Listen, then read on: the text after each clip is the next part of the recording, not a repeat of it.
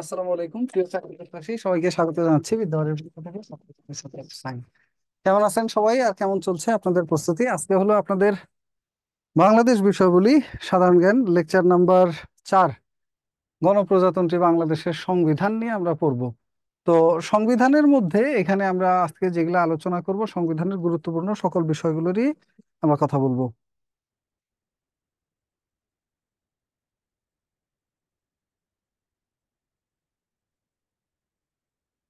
চলেন তাহলে শুরু করি। গণপ্রজাতন্ত্রী স্যার আজকে সলভ ক্লাস, ও আচ্ছা আচ্ছা, হ্যাঁ সলভ ক্লাস তো তাহলে ঘন্টাখানেক নিলেই হয়ে যাবে। আসেন শুরু করি। তো সংবিধান তো আমরা পড়ে ফেলছি আগে। সলভ ক্লাসে আজকে আমরা কি কি নিয়ে কথা বলবো সেটাই হলো আপনাদের প্রস্তুতি বা আপনাদের চাওয়া। সলভ ক্লাস, ওকে আসেন। সলভ ক্লাসে আজকে আমরা কি কি পড়তে পারি বলেন।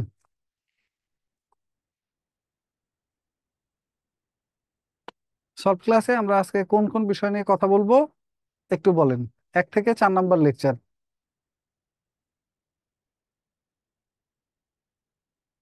আনমিউট করা আছে, একজন একজন করে কথা বলবেন। কি কি বিষয় নিয়ে? আসসালামু আলাইকুম স্যার। স্যার সাউন্ড কম, বোঝা যাচ্ছে না। সাউন্ড তো ওকে। স্যার আসসালামু আলাইকুম। মুক্তিযুদ্ধের সেক্টর একটা একটা করে বলেন, আমি লিখে রাখতেছি। স্যার লেকচার মুক্তিযুদ্ধ, 2, 3 স্যার। হ্যাঁ 2, 3, বাহ, আর এগুলা না বলে টপিক বলেন।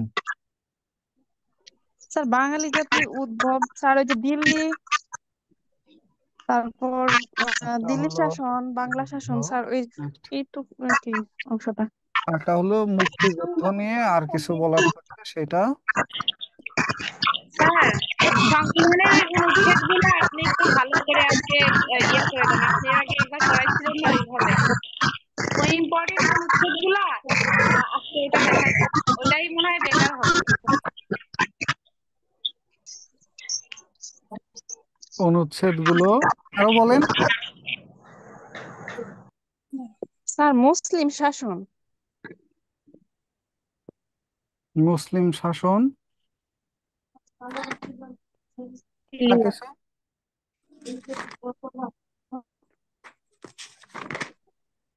স্যার ওকে আসেন একটা একটা করে শুরু করি তাহলে এগুলো স্যার বাঙালি জাতির উদ্ভবটা একটু। ওখানে আর কি, ওখানে তো কোনো কিছু নাই আলোচনা। স্যার আমার একটা প্রশ্ন ছিল। বলেন। স্যার এ বাংলাদেশের ভৌগোলিক সীমানা এটা একটু পড়ায় দিবেন। ভৌগোলিক সীমানা কোনটা পড়বেন? ওই যে স্যার পড়াইছিলেন না, যে পশ্চিম নিরক্ষরেখা বিষময় রেখা, এইগুলোর মধ্যে কি প্রবলেম আছে ওই চিত্রটার ওই মধ্যে। রেকর্ডটা আবার দেখবেন তাহলে হয়ে যাবে, ওইটার জন্য আর পড়ার কিছু নাই, ওটা তো ওই রেকর্ডে সব ক্লিয়ার ছিল একেবারে। স্যার নদ আচ্ছা নদী স্যার বিষয়ে এটা একটু আমারও একটু সমস্যা ছিল স্যার। ওইটা স্যার কি? হচ্ছে আসসালামু আরেকটা যে আলাইকুম। বীরশ্রেষ্ঠ সম্পর্কে মানে কিছু কিছু ওই যে মুন্সি মুন্সি আব্দুর রউফ, সিপাহী মতিউর রহমান, এগুলো নদী স্যার আমার সম্পর্কে একটু পড়া। বললেন স্যার। তারপর ওকে বিভিন্ন সেক্টরস একটু 2 আর 10 এগুলো পড়তে বলছিলেন, এগুলো স্যার একটু স্যার দেখাই আপনি দিলে একটু ভালো হতো। ইম্পর্টেন্ট গুলো একটু আলোচনা করেন, তাহলে মনে হয় ভালো হয়। এগুলো তো আমাদের সবগুলাই রেকর্ড আছে, যা ওকে, সমস্যা হবে দেখে নিলে হবে। হ্যাঁ হ্যাঁ হ্যাঁ, বুঝছি, আমি বুঝছি কি করতে হবে, এটা আমি আগেই বুঝছি। এটা ওই যে স্যার এখন প্রাইমারি ক্লাস আমাদের বা অর্ধেক বিসিএস এর বাকি একটা ছিল, লিখতে ওগুলো আপনি থাকবে দেখাই বাংলাদেশ। দিচ্ছিলেন যে ওকে স্যার কোন গত তাহলে আসেন। ক্লাসে রেকর্ড ক্লাসটা দিছিলেন স্যার? প্রথমে এই আসেন সেক্টর, এটা নিয়ে আমরা কথা বলি। সেক্টর নিয়ে কথা বলতে গেলে প্রথমে যেটা আসে,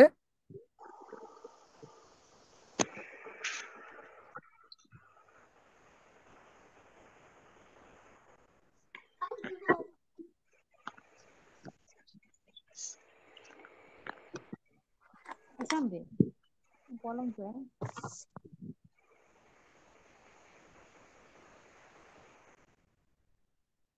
ওকে সেক্টর নিয়ে কথা বললে প্রথমে যেটা আসবে এই যা হয়েছে। ওকে, এখানে আর একটা বড় অংশ আছে, এই মিউট করে রাখেন, এখন মিউট করেন। তো সেক্টর নিয়ে কথা বললে প্রথমে যেটা আসবে সেটা হলো 1 নাম্বার সেক্টর। এই মিউট করেন রে ভাই, একটা কথা বললে এটা মিউট করে এখন বুঝতে শিখতে পারেন নাই। 4-5টা ক্লাস করছেন, আমার অন্য স্যারদের করছেন, 50-60টা ক্লাস করবে কি এরপর এরপর শিখবেন আপনারা মিউট করা।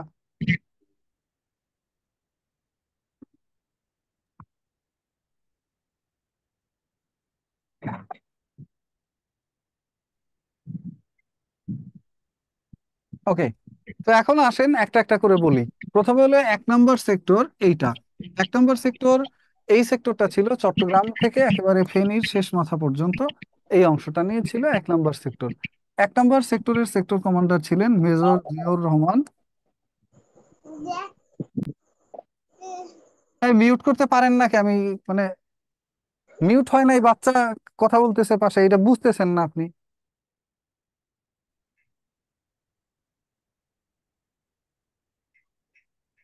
ওকে, তো দেখেন 1 নম্বরে হলো মেজর,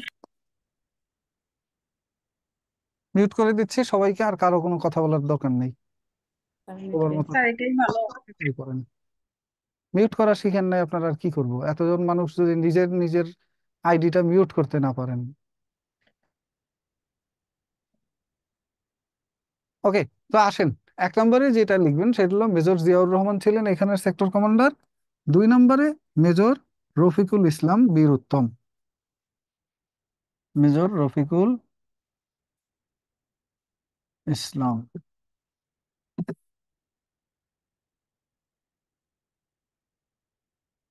লিখছেন। দেন আসেন 2 নম্বর সেক্টর। 1 নম্বর সেক্টরের মধ্যে ছিল কোন জেলা? বেসিক্যালি আমাদের চট্টগ্রাম ও পার্বত্য চট্টগ্রাম অঞ্চল। দুইটার শুধু এলাকার নাম মনে রাখবেন, 8 নম্বর সেক্টর এবং 1 নম্বর। 8, 1 এবং হলো 2, এই তিনটা সেক্টরের নাম মনে রাখলেই হবে। তারপরে আসেন সেক্টর নাম্বার 2, ঢাকার কিছু অংশ নিয়ে গঠিত হয়েছিল। ফেনীর শেষ মাথা থেকে ঢাকা পর্যন্ত, এখানে অধিকাংশ জেলার মধ্যে শুধু ঢাকা জেলাটার নাম মনে রাখবেন। ঢাকা কত নাম্বার সেক্টরের অধীন ছিল? উত্তর, ঢাকা ছিল 2 নম্বর সেক্টরের অধীন। এবং 2 নম্বর সেক্টরের সেক্টর কমান্ডার ছিলেন major ATM Haider. ATM Haider এবং major Khaled Mosharraf. Major ATM Haider ও major Khaled Mosharraf. Major ATM Haider এবং মেজর খালেদ মোশাররফ। তারপরে আসেন 3 নম্বর সেক্টর যেটা আছে, এইখানে ঢাকার বাকি অংশ, এটা কিশোরগঞ্জ পর্যন্ত অন্তর্ভুক্ত ছিল। ঢাকার বাকি অংশ এবং কিশোরগঞ্জ পর্যন্ত এটার মধ্যে অন্তর্ভুক্ত ছিল। এখানে ছিল সেক্টর কমান্ডার মেজর শফিউল্লাহ এবং মেজর নুরুজ্জামান। মেজর নুরুজ্জামান। তারপরে আসেন 4 এবং 5 নম্বর সেক্টর। 4 নম্বর সেক্টরটা ছিল এই যে সিলেটের এক অংশ, আর সিলেটের যে বাকি অংশ থাকে এই অংশটা ছিল 4, বাকি অংশ ছিল 5। এই দুইটা সেক্টর, দুইটা সেক্টরই সিলেটের।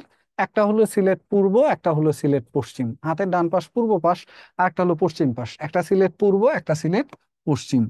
4 এবং 5 এই দুইটা সেক্টরকে এইভাবে ভাগ করা হয়েছিল। এর মধ্যে 4 নম্বর সেক্টরের সেক্টর কমান্ডার ছিলেন মেজর CR দত্ত বা মেজর চিত্তরঞ্জন দত্ত। এবং 5 নম্বর সেক্টরের সেক্টর কমান্ডার ছিলেন মেজর মীর শওকত আলী। মেজর মীর শওকত আলী। এরপর আসেন 6 নম্বর সেক্টর, ছিল আমাদের রংপুর বিভাগ, এটা নিয়ে। এখানে ছিল সেক্টর নাম্বার 6। এখানে ছিল উইং কমান্ডার খাদেমুল বাশার। ওনার পদবিটা লিখে রাখবেন, wing commander Khademul Bashar. Wing commander Khademul Bashar. Wing commander Khademul Bashar. তারপরে যদি আমরা বলি যে আরেকটা সেক্টর যেটা 7 নম্বর সেক্টর, এই সেক্টরটা ছিল রাজশাহী অঞ্চলকে নিয়ে। 7 ছিল রাজশাহী অঞ্চল। এইখানে 7 রাজশাহী অঞ্চলে সেক্টর কমান্ডার ছিলেন মেজর নাজমুল হক। মেজর নাজমুল হক এবং মেজর কাজী নুরুজ্জামান। মেজর কাজী নুরুজ্জামান। দেখেন 3 এবং 7 দুইখানেই নুরুজ্জামান আছে। 3-এর নুরুজ্জামান আর 7-এর নুরুজ্জামান দুইজন কিন্তু একই ব্যক্তি না, দুইজন ভিন্ন ভিন্ন ব্যক্তি। 3 নম্বর সেক্টরের যে নুরুজ্জামান এবং 7 নম্বরের যে নুরুজ্জামান দুইজন ভিন্ন ভিন্ন ব্যক্তি, একজন হলো মেজর কাজী নুরুজ্জামান আর একজন হলো মেজর নুরুজ্জামান। তারপরে যদি আমরা বলি সেক্টর নাম্বার 8, এই সেক্টরের সেক্টর কমান্ডার ছিলেন মেজর আবু ওসমান। মেজর আবু ওসমান এবং মেজর এম এ মঞ্জুর মঞ্জুর। প্রত্যেকের নামেই মেজর থাকবে, আর যার নামে মেজর নাই তার নাম ভাববেন যে তাকে আলাদা উপাধি ছিল, অর্থাৎ অন্য কোনো বাহিনীর সে। এছাড়া বাকি প্রত্যেকের নামেই মেজর থাকবে। যাদেরগুলো আমি লিখি নাই সবগুলো আপনারা দিয়ে নিয়েন। সবার নামেই মেজর শব্দটা যুক্ত থাকবে, আর মেজর ছাড়া যে আছে তার উপাধিটা আমি লিখে দিব। যেমন উইং কমান্ডার খাদেমুল বাশার, উনি ছিলেন বাংলাদেশ বিমান বাহিনীর। এরপরে 9 নম্বর সেক্টর যেটা ছিল এটার মধ্যে অন্তর্ভুক্ত ছিল সুন্দরবন এবং সমগ্র বরিশাল, ফরিদপুর এই অঞ্চলগুলো ছিল 9 নম্বর সেক্টরের মধ্যে। তাহলে বরিশাল ছিল এবং সুন্দরবন ছিল। এই 9 নম্বর সেক্টরের সেক্টর কমান্ডার ছিলেন মেজর এম এ জলিল, এবং ওনার সামনে ছোট্ট করে একটা স্টার দিয়ে রাখেন। উনিই একমাত্র সেক্টর কমান্ডার যিনি মুক্তিযুদ্ধে কোনো খেতাব পায়নি। উনি একমাত্র সেক্টর কমান্ডার যিনি মুক্তিযুদ্ধে কোনো খেতাব পায়নি। লেখা ক্লিয়ার দেখা যায় না, লেখা একেবারে ক্লিয়ার, ক্রিস্টাল ক্লিয়ার, একেবারে ফকফকা। আপনি জাস্ট শুধু নেটওয়ার্কটা ক্লিয়ার করেন তাহলে সবকিছু ক্লিয়ার হয়ে যাবে। আপনি শুধু নেটওয়ার্ক ক্লিয়ার করবেন তাহলে সবকিছু ক্লিয়ার হয়ে যাবে।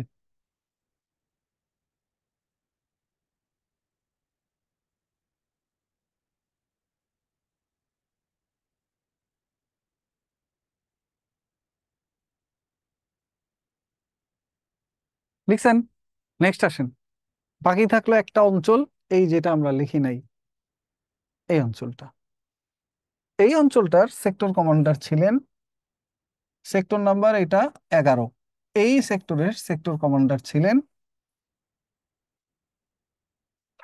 কর্নেল তাহের, যিনি তৎকালীন নাম ছিল মেজর আবু তাহের।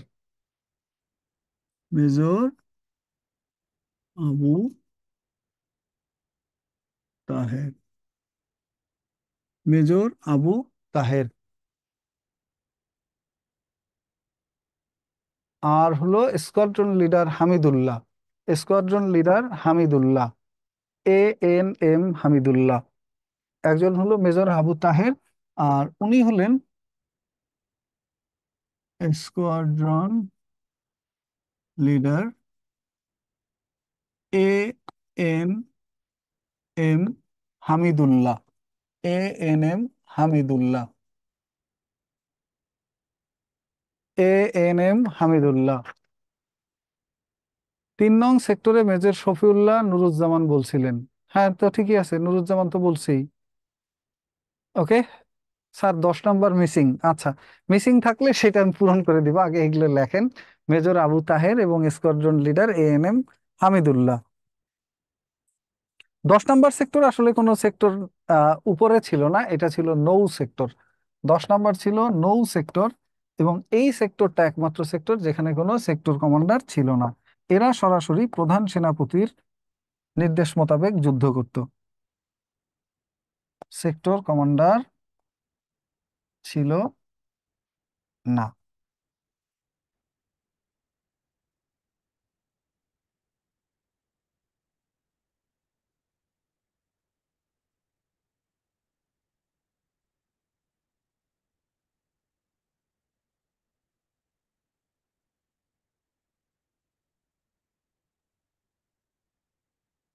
এখন দেখেন মনে রাখবেন কেমনে, একটা একটা করে বলি।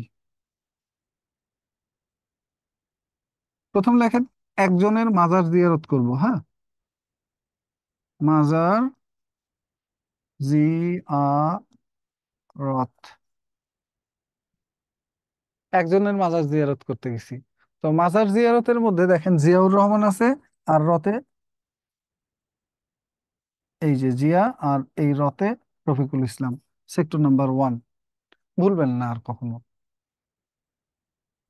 2 নম্বর সেক্টরে 2 নম্বর হলো হা খার খেলাঘর। 2 নম্বর সেক্টর হলো হা খার খেলাঘর। হাতে হায়দার আর খাতে খালেদ মোশাররফ। এটিএম হায়দার আর খালেদ মোশাররফ। 2 হাখার খেলাঘর। ওকে, গেল। 3 নম্বরে লিখতে পারেন শাতিনু। শাতিনু, এই তিনু মানে 3, আর শাতিনুর সাথে হলো শফিউল্লাহ, আর নুতে হলো নুরুজ্জামান। সতীনও লিখতে পারেন, আমি ইচ্ছা করে লিখিনি, আবার আপুরা রাগ টাগ করবেন। সতীনও লিখতে পারেন। শফিউল্লাহ, 3 হলো নুরুজ্জামান, এই হলো সতীনু। ব্যাস। এই 3টা বলতে পারবেন না? চোখ বন্ধ করে দেখেন তো, এই 3টা পারবেন? ওকে। তারপরে আসেন, এটা গেল 3 পর্যন্ত। 4 নম্বরের কথা কিভাবে মনে রাখবেন? 4 সিয়ার। 4 সিয়ার, অথবা 4 চিত্তরঞ্জন। 4 চিত্ত, এটা লিখে রাখতে পারেন। 4 চিত্ত অথবা 4 সিয়ার। সিয়ার মানে হলো চিত্তরঞ্জন দত্ত। চ দিয়ে হয় 4, চ দিয়ে হয় চিত্তরঞ্জন দত্ত। এটারে লিখতে পারেন 4 চিয়ার। ওকে, এটাও আর ভুলবেন না আশা করি। তারপর মেজর মীর শওকত আলী।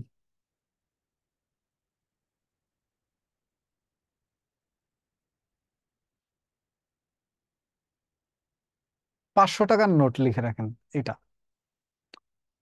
7 শওকত আলী আর 5 হলো 5 নম্বর সেক্টর। 500 টাকার নোট, এটাই হলো 5 নম্বর সেক্টর। 500 টাকার নোট।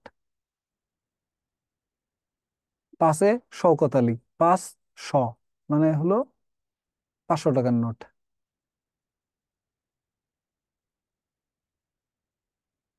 ওকে। উইং কমান্ডার খাদেমুল বাশার, এই যে রস্যুটা লিখছি, এই রস্যু আর 6 দুইটার চেহারা এক না? এটার চেহারা এক না? এখন চোখ বন্ধ করেন, এমনি মনে করবে উইং কমান্ডার বাশার। গেল। তারপর আসেন 7 নম্বর সেক্টরে মেজর নাজমুল হক আর নুরুজ্জামান। এটা লিখবেন, সপ্তাহে 7 দিনই আমরা নানা বাড়ি যাই। 7 দিন নানু বাড়ি যাই। ব্যাস। 7 নম্বর সেক্টরে হলো আপনার নানু নাজমুল হক আর নুরুজ্জামান। মেজর নাজমুল হক এবং মেজর কাজী নুরুজ্জামান। মেজর কাজী নুরুজ্জামান। গেল। 8 নম্বরে লিখবেন ও 8 মন। ওতে হলো ওসমান, মনে হলো মঞ্জুর। ওর ওজন 8 মন, এটা বলে মানুষের চেতানো যায় না? একটু মোটা সোটা মানুষ হলে, মানুষ এগুলো কিন্তু খুবই কষ্ট পায়। কালো মানুষকে কালো বললে, মোটা মানুষকে মোটা বললে, এগুলা মানুষ খুবই কষ্ট পায়, জানেন তো? আমরা তো ছোটবেলায় না বুঝে মানুষকে কত করছি, চেতাইছি, বাট এগুলা আসলে মানুষ খুবই ইনজুর্ড হয় মেন্টালি। ও 8 মন মানে হলো মেজর আবু ওসমান, এবং মনে হলো মঞ্জুর, আর 8 হলো সেক্টর নাম্বার। ও 8 মন। আর সাথে হলো 7 দিন নানু বাড়ি যায়, এই যে লেখা দেখেন না, আবার বলে সাথে কি? 7 দিন নানু বাড়ি যায়, মানে 7 নম্বর সেক্টরে আছে নাজমুল হক এবং নুরুজ্জামান। আসলে কি, এই যে ধরেন আমি সেক্টর আপনাদেরকে পড়াচ্ছি প্রায় 20 মিনিট যাবত, এরকম যদি আমি আপনাকে প্রত্যেকটা ধরে ধরে পড়াই দিতে পারতাম পুরা বই, বই আমার সাথে পড়ছেন, শেষ, আর বই পড়া লাগবে না আপনার। বাট আমাকে যেটা দেওয়া হয় সেটা হলো এরকম মোটামুটি 20-30টা টপিক দিয়ে বলা হয় যে 2 ঘন্টায় শেষ করে দেন। ওই জন্য আপনাদের জন্য প্রেশার, আমার জন্য প্রেশার। তা আসেন তারপরে 9 নম্বরে মেজর এম এ জলিল। 9 নম্বরে মেজর এম এ জলিল মানে হলো 9 নম্বর সেক্টর জ্বলিল, জ্বলে গেল আর কি। আমরা বলি না আগুন জ্বলা, সে বলবেন যে 9 নম্বর সেক্টরে এখানে বরিশালেরা সব জ্বালায় দিছে, বরিশালের লোকজন। এই জ্বলা মানে সেই আগুন জ্বলা মনে করেন। 9 নম্বর সেক্টর জ্বলে গেল। ওকে, আগুন জ্বলছে 9 নম্বর সেক্টরে, এটা ধরেন। আর 10 তো কোনো সেক্টর কমান্ডার নাই। 11 নম্বরে আসেন।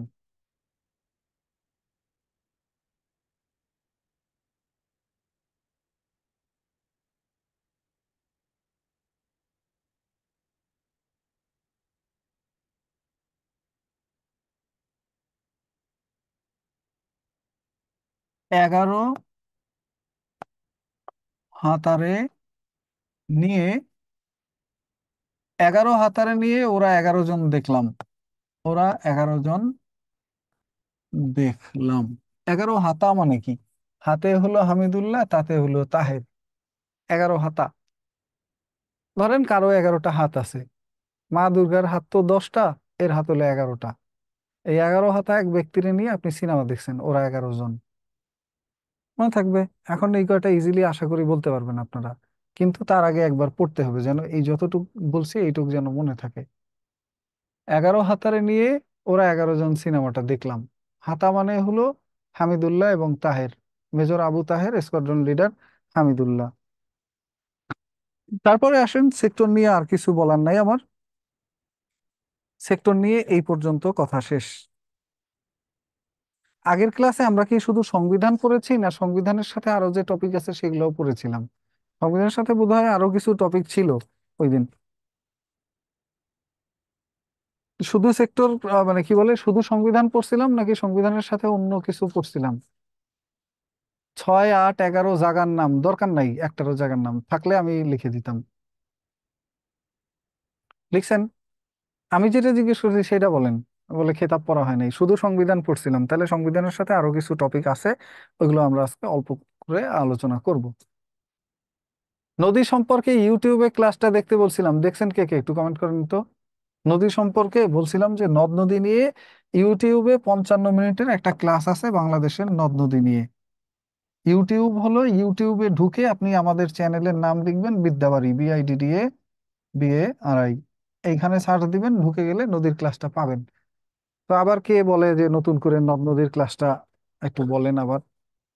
ওইটা দেখলে আমার তো মনে হয় না আর কিছু প্রয়োজন হবে। নদ নদীর ক্লাস আনমিউট করা আছে, কথা বলেন তো একটু। কারা কারা দেখছেন? আনমিউট করা আছে, বলেন। দেখছেন নদ স্যার নদীর ক্লাস? দেখেছি, খুব সুন্দর ক্লাস। তাহলে স্যার ওটার দেখি স্যার। ওইটার পর কি আর নদ নদী নিয়ে আলোচনা লাগে? না না স্যার। স্যার।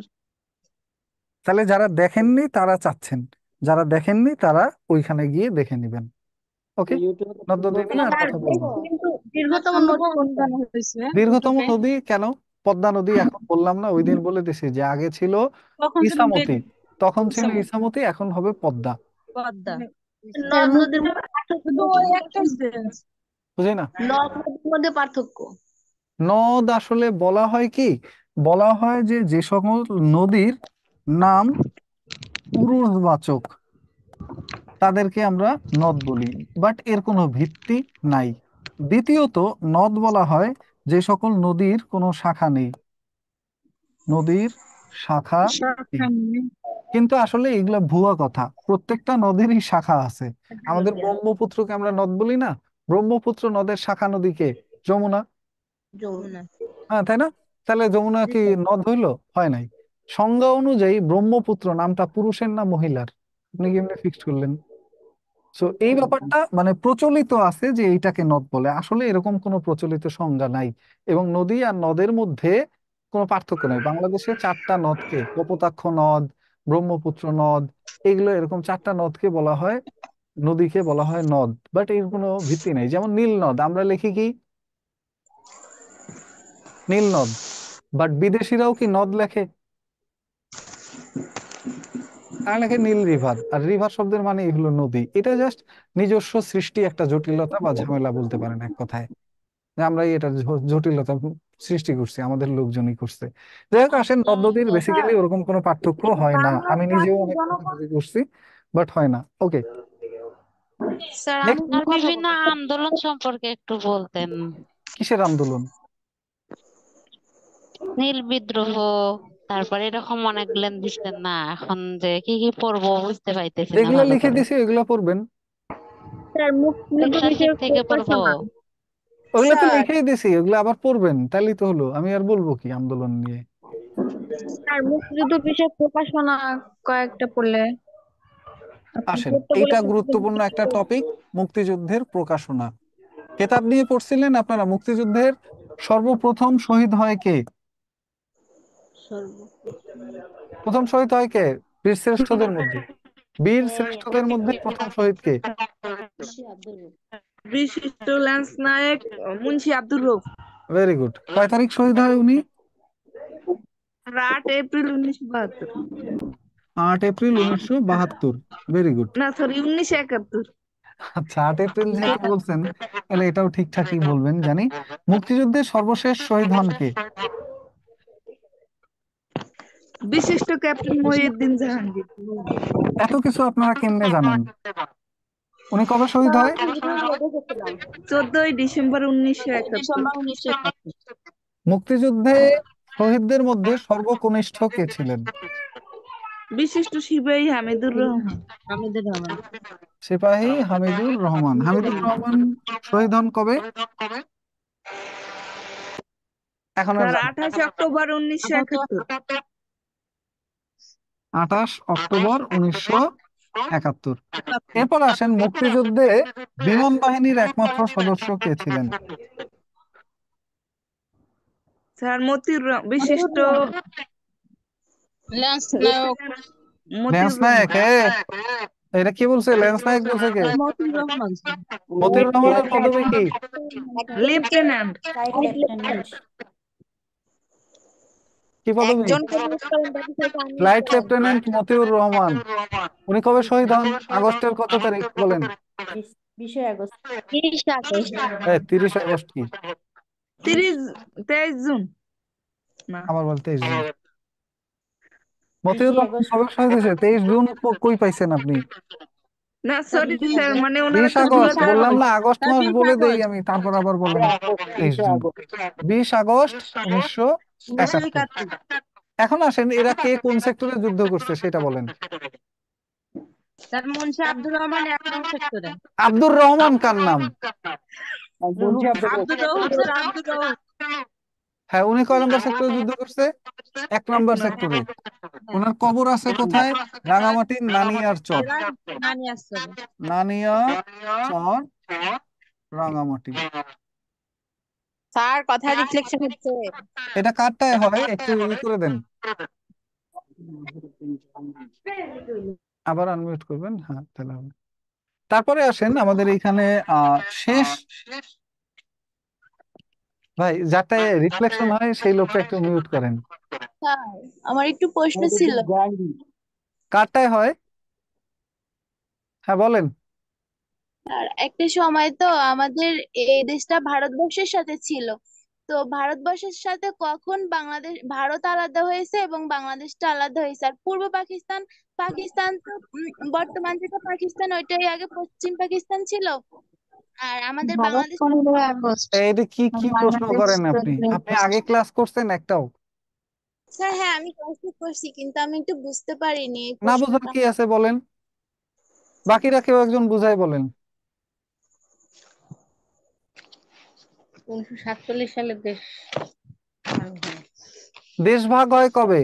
স্যার 1947 সালে 15 আগস্ট কিভাবে ভারত ভাগ হয়েছিল দেশ? দ্বিজাতি তত্ত্বের ভিত্তিতে। এটা তো একে দেখাইলাম, কতগুলা বার কতগুলা আলোচনা হয়েছে এগুলা নিয়ে। এই শেষ মাথাটা, এটা হলো পাকিস্তান, এটাও আমাদের সাথে অন্তর্ভুক্ত ছিল।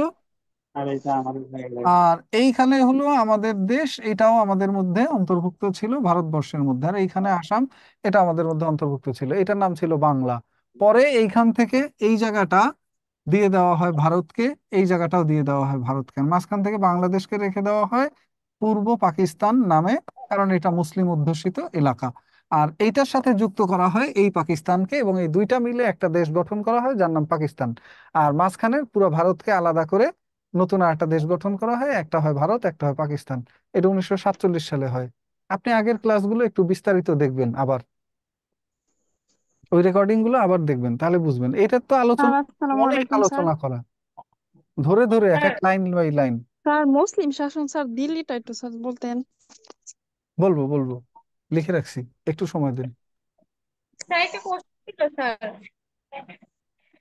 এরপরে আসেন, ক্যাপ্টেন মহিউদ্দিন জাহাঙ্গীর কত নম্বর সেক্টরে যুদ্ধ করছেন? স্যার 7 নং সেক্টরে। 7 নং সেক্টরে। ওনার কবর কোথায়? ছোট সোনা মসজিদ প্রাঙ্গণে। চাঁপাইনবাবগঞ্জে। ছোট সোনা মসজিদ প্রাঙ্গণে, এটা আছে চাঁপাইনবাবগঞ্জ। একটা মানুষের এসে নয়েজ হয়, এখন ওনার জন্য সবাইকে মিউট করে দেওয়া লাগবে, অটো আনমিউট স্যার করে দিতে পারবো, কারটায় হয় তাও খুঁজে পাচ্ছি না। স্বাধীনতার ঘোষণা নিয়ে এক প্রশ্ন ছিল। বলেন। তো স্বাধীনতার ঘোষক শেখ মুজিব নাকি জিয়াউর রহমান? যদি দুটো অপশনই থাকে আমি আমি তাহলে আমি আমি আমার নাম লিখে দিন, জিয়াউর সাজ্জাদ রহমান। স্যার।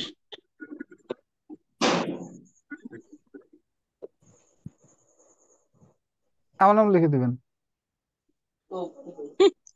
ঠিক। স্যার দুটা যদি মুক্তিযুদ্ধের ঘোষক কে, এটা নিয়ে কোনো সমস্যা আছে? না স্যার। আছে, বলেন, একচুয়াল আছে। বঙ্গবন্ধু ঘোষণা দিছে, শেষ। হ্যাঁ, জি তার স্যার। পক্ষে জিয়াউর রহমান ঘোষণা দিছে, এম এ হান্নান ঘোষণা দিছে, এটা আবার প্রশ্ন করার কি আছে? আর রাত 12টা 30 মিনিটে আপনি সেদিন ক্লাসে বলছেন 12টা 30 মিনিটে বঙ্গবন্ধুকে গ্রেফতার করা হয়, মানে ঘোষণা দেওয়া হয়, সোজা স্বাধীনতা ঘোষণা, কিন্তু সিটে আছে 12টা 30 মিনিটে তাকে গ্রেফতার করা হয়, মানে এখান থেকে দুইটা দুই রকম একটা টাইম। 30 হবে, ওই যা বলছি ওই এই 1টা 30, 12টা 30-এ ক্লাস। তিনি ঘোষণা দেয়।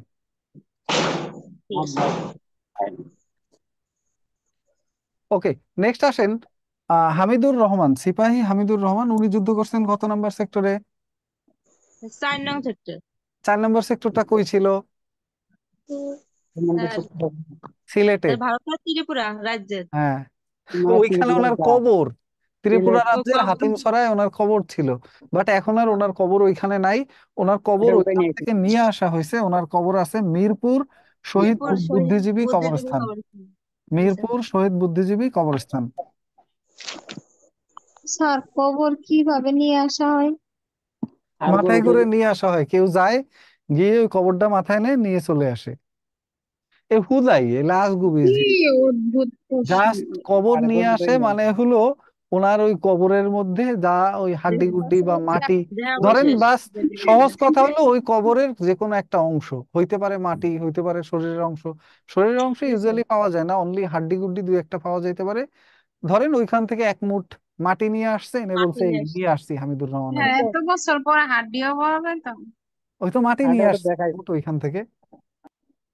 স্যার একটু কথা বলেন, আপনি কোন প্রশ্ন করবেন? আমি স্যার প্রশ্ন করব না, আপনার যে ক্লাস স্যার তো অনেক বঙ্গবন্ধুর কবরে এখন খুঁজলে ওনারে পাওয়া যাবে কিনা? এই ধরনের কোশ্চেন না স্যার, আপনার ক্লাস অনেক ভালো, তবে আজকে অযথা প্রশ্নটা বেশি হচ্ছে, এটা বলার জন্য। আর হচ্ছে হোস্টকে একটু কাইন্ডলি বলবেন যেন সবাইকে মিউট করে দেয়, যারা মানে ইমার্জেন্সি যে কোশ্চেন গুলো করবে জানার জন্য, তাদেরকে যেন মানে আনমিউট করে আপনার সাথে বুঝছি, কথা বলে। Thank you. তো এরপর আসেন, বিমান বাহিনী মতিউর রহমান কোন সেক্টরে যুদ্ধ করছে? করে নাই যুদ্ধ, সেক্টর নাই। হুদাই ভুয়া মুক্তিযোদ্ধা। না, উনি যুদ্ধ করছেন হলো করাচির বিমান ঘাঁটিতে, উনি কর্মরত ছিলেন। এটার নাম হলো করাচির মাসরুর বিমান ঘাঁটি। করাচির মাসরুর বিমান ঘাঁটিতে উনি কর্মরত ছিলেন, এবং ওইখান থেকে একটা বিমান নিয়ে উনি পালায় আসতে চেয়েছিলেন, সেটা হলো T-33 বিমান।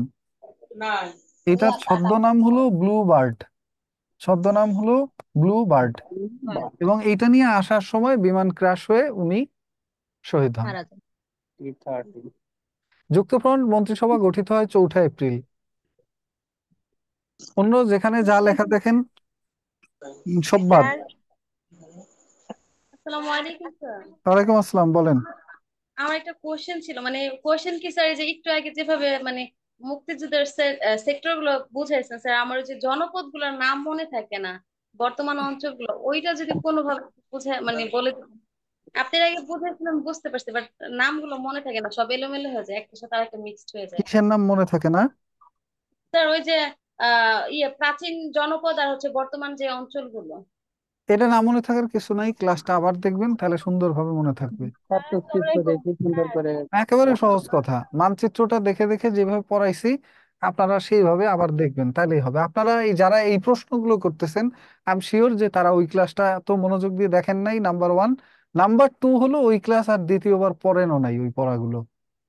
আর স্যার তিন আমি নাম্বার হলো ওই রেকর্ডিংও দেখেন নাই বা বোঝার চেষ্টাও করেন নাই। যদি আপনি বুঝেন না এরকম হইতো, তাহলে আসসালাম রেকর্ডটা আবার দেখলে স্যার। হয়ে যেত। বলেন। স্যার আসসালামু আলাইকুম। ওয়ালাইকুম স্যার আসসালাম, বলেন। আমাদের স্যার বিদ্যাবাড়ি অ্যাপে ঢোকা যায় না কেন? স্যার বিদ্যাবাড়ি অ্যাপে ঢুকে আগের রেকর্ড গুলো দেখতে পারি না। ওয়েবসাইটে দেখতে পারবেন এখন। স্যার আমাদের যে ইউনিয়ন সমাজকর্মী পদ, তো স্যার আমাদের বঙ্গবন্ধু, মুক্তিযুদ্ধ, মেট্রো রেল এগুলো নিয়ে অনেক অনেক সিলেবাস দিয়ে রাখছে। এখন কি স্যার আমাদের সবগুলো পড়া লাগবে, এসব ভাবি যাবি? বঙ্গবন্ধু নিয়ে পড়া লাগবে না, ওটা ক্লাসের মধ্যে কথা স্যার হবে না। বঙ্গবন্ধু নিয়ে এখন আর অত পড়ার দরকার নেই। ওকে, আসেন এরপর মুক্তিযুদ্ধ বিষয়ক প্রকাশনাগুলো খুবই গুরুত্বপূর্ণ এবং এইখান থেকে প্রশ্ন আসে। এখান থেকে কোনটা কোনটা পড়বেন আমি সেটা বলে দেই, এবং এইখান থেকে প্রকাশনার মধ্যে প্রথমে যেটা পড়বেন, প্রকাশনার মধ্যে 1 নম্বরে লেখেন স্টপ জেনোসাইড। এইগুলো হলো কোন ক্যাটাগরি? এই ক্যাটাগরিগুলো হলো মুক্তিযুদ্ধ ভিত্তিক প্রামাণ্য চিত্র। আগে একটু ক্যাটাগরি করে নেন, তাহলে বুঝতে সুবিধা হবে। প্রকাশনার মধ্যে 1 নম্বরে হলো প্রামাণ্য চিত্র।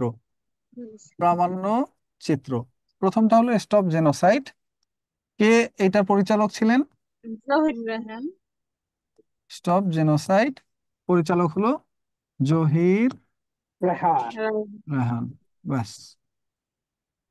এরপরে এখান থেকে গুরুত্বপূর্ণ আছে দা লিবারেশন ফাইটার্স। এইটা ছিল একটা পরীক্ষায়, দা লিবারেশন ফাইটার্স। দা লিবারেশন ফাইটার্স কে রচনা করছেন? আলমগীর কবির। দা লিবারেশন ফাইটার্স, আলমগীর কবির। আমি এটা চেষ্টা করব 10-15টার মধ্যে নিয়ে আসতে, বইতে যত আছে সবগুলো পড়াবো না, 10-15টার মধ্যে নিয়ে আসতে। এরপরে আর একটা লিখবেন মুক্তির গান এবং মুক্তির কথা। দুইটাই তারেক মাসুদ এবং ক্যাথরিন মাসুদ। মুক্তির গান একটা, দ্বিতীয়টা হলো মুক্তির কথা, তারেক মাসুদ ও ক্যাথরিন মাসুদ। বেসিক্যালি তারেক মাসুদ লিখে রাখলেই হয়, ক্যাথরিন মাসুদ হলো ওনার বউ, ওনার সাথে থাকবে এটাই স্বাভাবিক, একসাথে ওনারা ঘুরতে ফিরতো, সেই হিসাবে সেও পরিচালক হয়ে গেছে। তো আর একটা লিখবেন জয় যাত্রা, তৌকির আহমেদের সিনেমা। জয় যাত্রা তৌকির আহমেদের সিনেমা। তৌকির। এই শেষ। প্রামাণ্য চিত্র আর পড়ার দরকার নেই, এই কয়টা পড়লেই হবে। তারপরে যদি বলি প্রামাণ্য চিত্রের পরে আমাদের পূর্ণদৈর্ঘ্য চলচ্চিত্রের মধ্যে যেটা যেটা নাম পড়বেন। আর 10টায় আমাদের পরীক্ষা আছে, এটা তো মুশকিলে ফেলে দিলেন আমাকে, আমি কি করব 10টায় পরীক্ষা থাকলে? হ্যাঁ, স্যার পরীক্ষা তো 24 ঘন্টার মধ্যে যে কোনো পরীক্ষা সময় দেওয়া 24 যাবে। ঘন্টার মধ্যে দেওয়া যাবে, সমস্যা নেই। স্যার এই আপনি কমেন্ট করেন, যে করছে সে কি জানে না? করেন, এই পরে কমেন্ট যে আমরা করছে পরীক্ষা সে দিব। কি জানে না পরীক্ষা কয় ঘন্টা ব্যাপী দেওয়া যায়? স্যার সবাই আজে বাজে কথা বলতেছে। বাইরে। এই বুঝছেন তো, আপনাদের এই জন্যই কথা বলতে দিতে চাই নাই এতদিন। এখন কথা বলার স্বাধীনতা পেয়ে এই অবস্থা শুরু করছেন, এই স্বাধীনতা কি চাইছি আমরা? না স্যার, আপনার এই কথা জন্য বলছি। আপনার মুখ আটকায় রাখা উচিত আপনাদের সবার, কোনো স্বাধীনতা দেওয়া উচিত না কথা বলার ব্যাপারে। কেউ একজন থাকলে বলতো। ঠিক স্যার, ঠিক বলছেন। পূর্ণদৈর্ঘ্য চলচ্চিত্রের মধ্যে 1 নম্বরে লিখবেন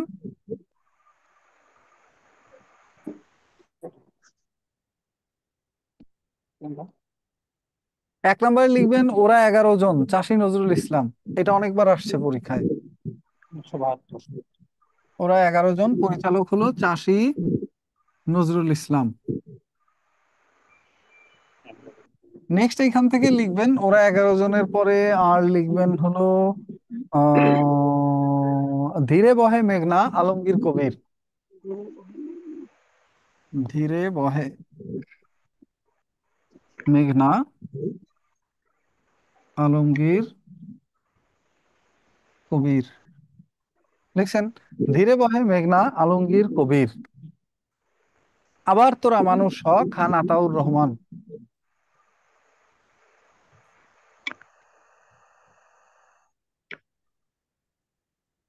খান আতাউর রহমান।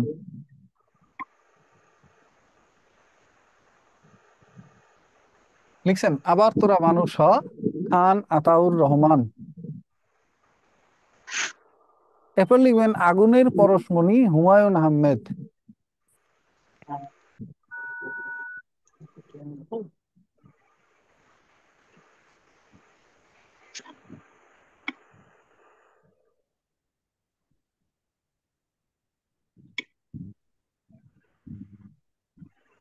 হুমায়ুন আহমেদ।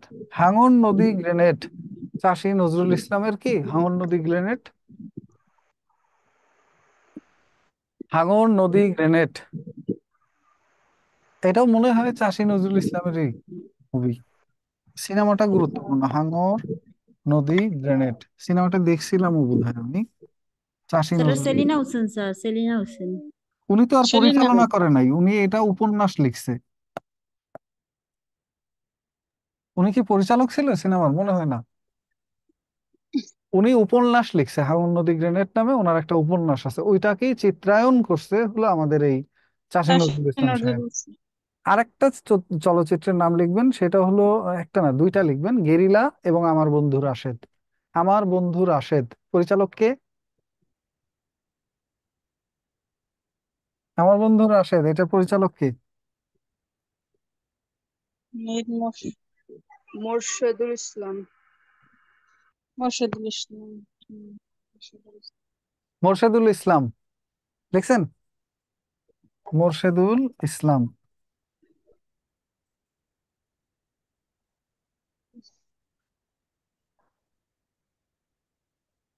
আর হলো গেরিলা, নাসির উদ্দিন ইউসুফ বাচ্চু বা নাসির উদ্দিন ইউসুফ।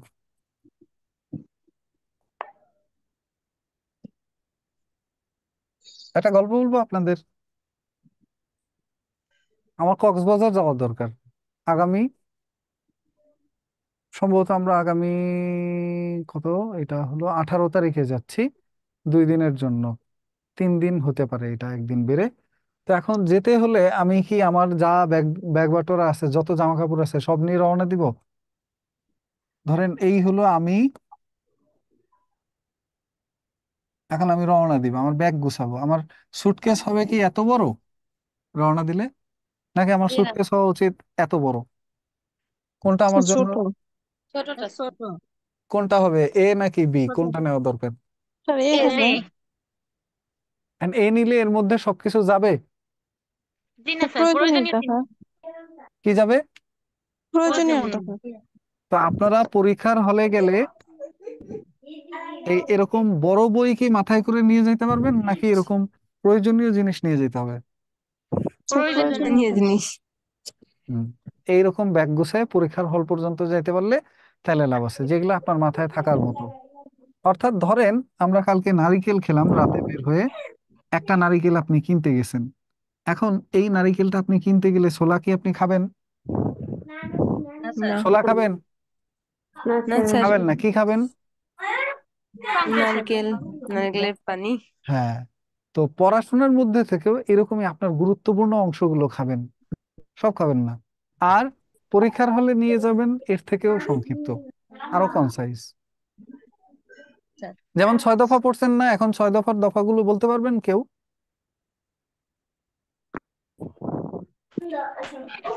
জি স্যার পারবো। বলেন। কেন্দ্রীয় 1 নম্বর প্রাদেশিক স্বায়ত্তশাসন, 2 কেন্দ্রীয় সরকারের ক্ষমতা, 3 মুদ্রা বা অর্থ বিষয়ক ক্ষমতা, 4 রাজস্ব কর বা শুল্ক বিষয়ক ক্ষমতা, 5 আঞ্চলিক সেনাবাহিনী গঠন, 6 বৈদেশিক বাণিজ্য বিষয়ক ক্ষমতা। Very good. কেউ একজন ক্যামেরা চালু করে বলেন, ক্যামেরা চালু আছে কার নাম বলেন, এরকম কেউ একজন বলেন। আপনি দেখে বলছেন না না দেখে বলছেন, আমরা কেমনি বুঝবো? না দেখে কেউ বলতে পারে এরকম একজন ক্যামেরা চাই। হ্যান্ড রেজ করেন কেউ একজন, যে আমি না দেখে বলতে পারি।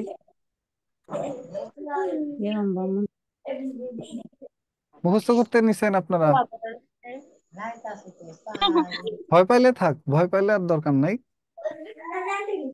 স্যার ওনারটা ঠিক আছে, কিন্তু উনি 5-এ বলছে মিলিটারি গঠনের কথা। ওটা 6 হবে না?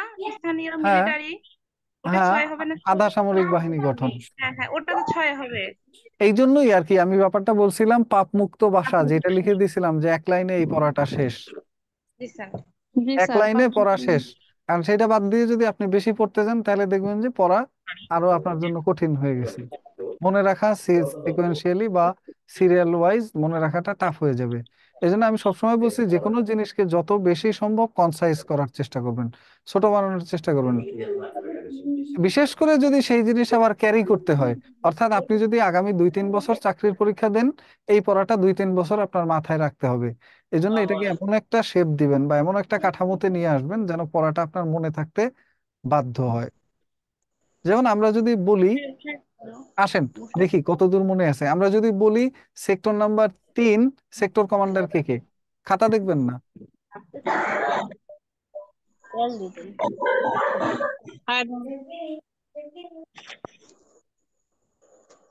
সতীন, সাতিনু,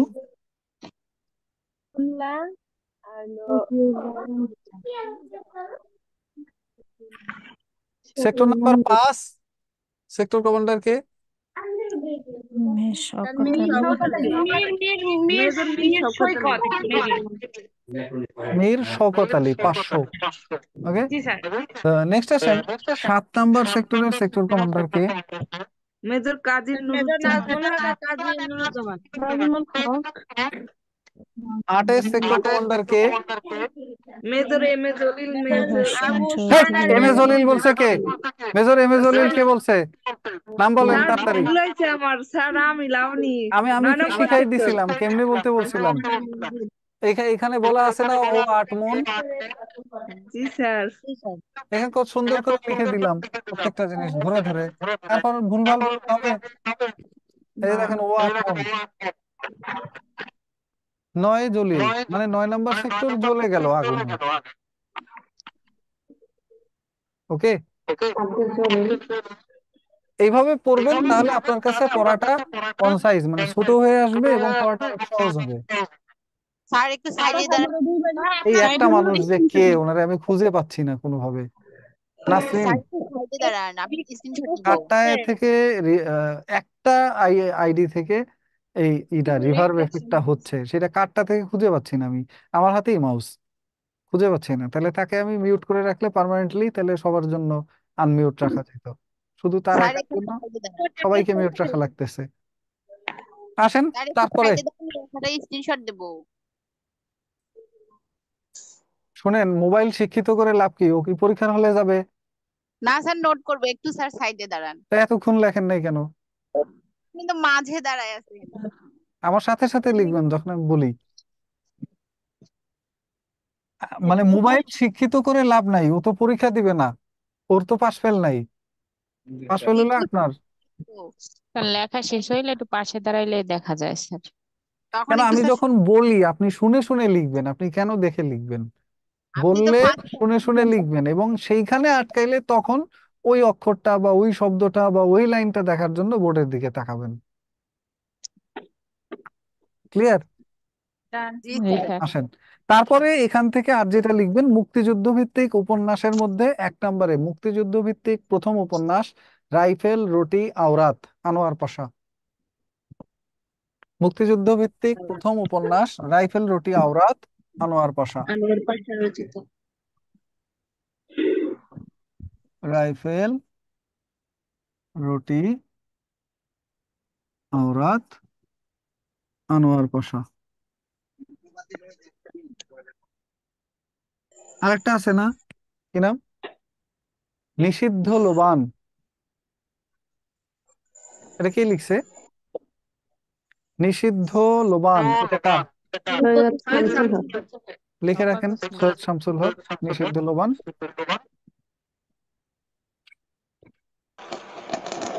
এই কারটা কে এইমাত্র আনমিউট করছেন? আপনার জন্য এই আবার শুরু হয়েছে, দেখেন আপনি কে।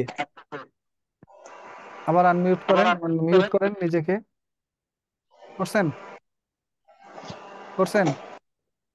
এখনো হয় নাই? এই হয়েছে। কে ছিলেন এখন নিজে বুঝে নেন। নিষিদ্ধ লোবান, সৈয়দ শামসুল হক। সৈয়দ শামসুল হক, উনি লিখছে হলো নিষিদ্ধ লোবান। নিষিদ্ধ লোবান ছাড়া এখান থেকে আর যেটা পড়বেন সেটা হলো নেকড়ে অরণ্য, 2 সৈনিক, দুইটাই শওকত ওসমানের। নেকড়ে অরণ্য, 2 সৈনিক, দুইটাই শওকত ওসমানের। নেকড়ে অরণ্য, 2 সৈনিক, দুইটাই হলো শওকত ওসমানের। লিখছেন নেকড়ে অরণ্য, দুই সৈনিক, দুইটাই হলো শওকত ওসমানের। শওকত ওসমানের তো আরো দুইটা আছে। সর্বশেষ যেটা লিখবেন সেটা হলো আগুনের পরশমণি, হুমায়ুন আহমেদ। এটা নামে একটা সিনেমাও আছে, আগুনের পরশমণি নামেই সিনেমাও আছে, উপন্যাসও আছে। ওই উপন্যাস দিয়ে এই সিনেমাটা বানানো, হুমায়ুন আহমেদ। শেষ, এখানে আর কিছুই লিখবেন না। আগুনের পরশমণি, হুমায়ুন আহমেদ। তারপরে আসেন মুক্তিযুদ্ধ ভিত্তিক অন্যান্য গ্রন্থগুলোর মধ্যে আছে মুক্তিযুদ্ধ ভিত্তিক অন্যান্য গ্রন্থ, যেমন ডায়েরি আছে, প্রবন্ধ গ্রন্থ আছে। এইগুলোর মধ্যে অন্যান্য গ্রন্থ, প্রথমে লিখবেন একাত্তরের দিনগুলি। কার লেখা? জাহানারা ইমাম না? জাহানারা ইমাম। জাহানারা ইমাম। জাহানারা ইমাম। জাহানারা ইমাম গেল একটা, একাত্তরের দিনগুলি। নেক্সট এরপর থেকে এখানে আর যেটা লিখবেন আহ একাত্তরের ডায়েরি। কার লেখা? একাত্তরের ডায়েরি কার লেখা বলেন? সুফিয়া কামাল। বেগম সুফিয়া কামাল। লেখেন।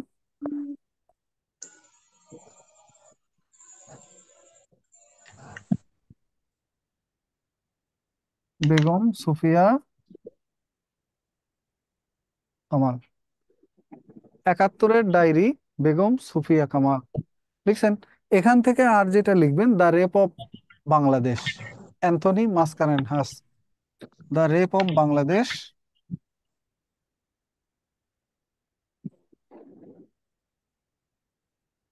Bangladesh, Anthony Mascarenhas. Anthony Mascarenhas, the rape of Bangladesh. লিখছেন। ওনার আর একটা বই আছে, দ্য লিগেসি অফ ব্লাড, এটাও লিখে রাখেন। দ্য লিগেসি অফ ব্লাড, দুইটাই অ্যান্থনি মাসকারেনহাস, ওনারই বই দুইটাই। লিখছেন। সরে দিলাম জায়গা ছেড়ে। আর জি এখান স্যার। থেকে আর একটা বই লিখবেন, সেটা হলো September on Jessore road, Allen Ginsberg. September on Jessore road, Allen Ginsberg.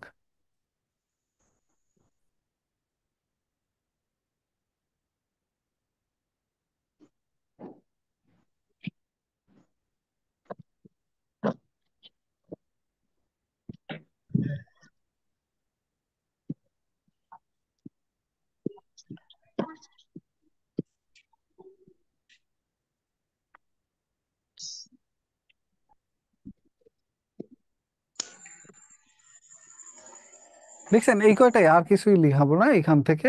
আর মুক্তিযুদ্ধ বিষয়ক গান তিনটা লিখছিলাম, মোরা এক সাগর রক্তের বিনিময়ে। আর আর কি যেন লিখছিলাম, একটি ফুলকে বাঁচাবো বলে যুদ্ধ করি। আর বলেছিলাম সবকটা জানালা খুলে দাও না। এই তিনটা গানের কথা বলছিলাম। এর সাথে আর একটা গান লিখবেন, সেটা হলো আহ, আহ,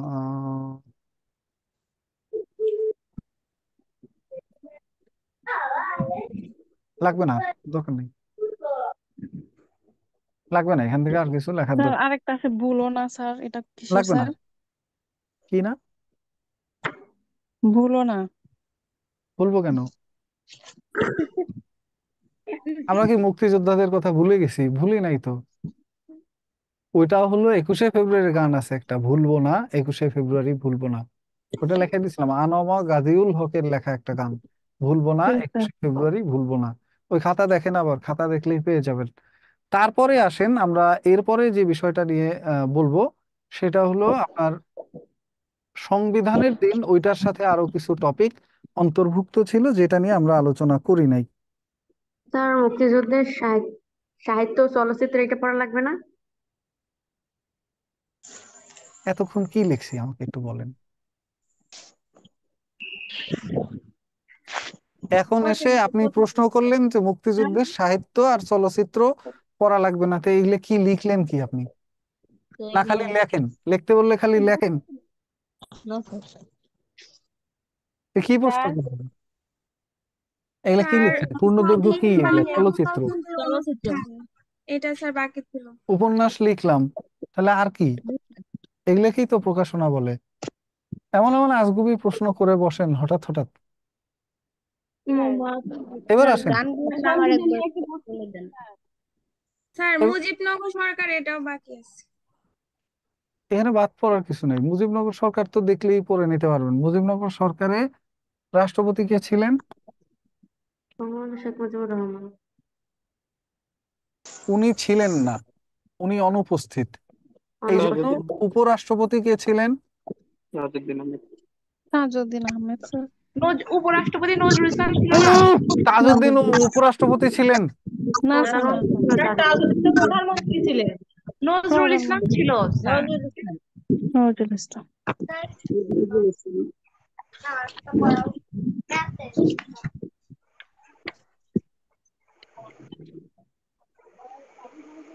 বাংলা 12 মাসের নামটা তাজউদ্দিন আহমেদ। তাজউদ্দিন আহমেদ।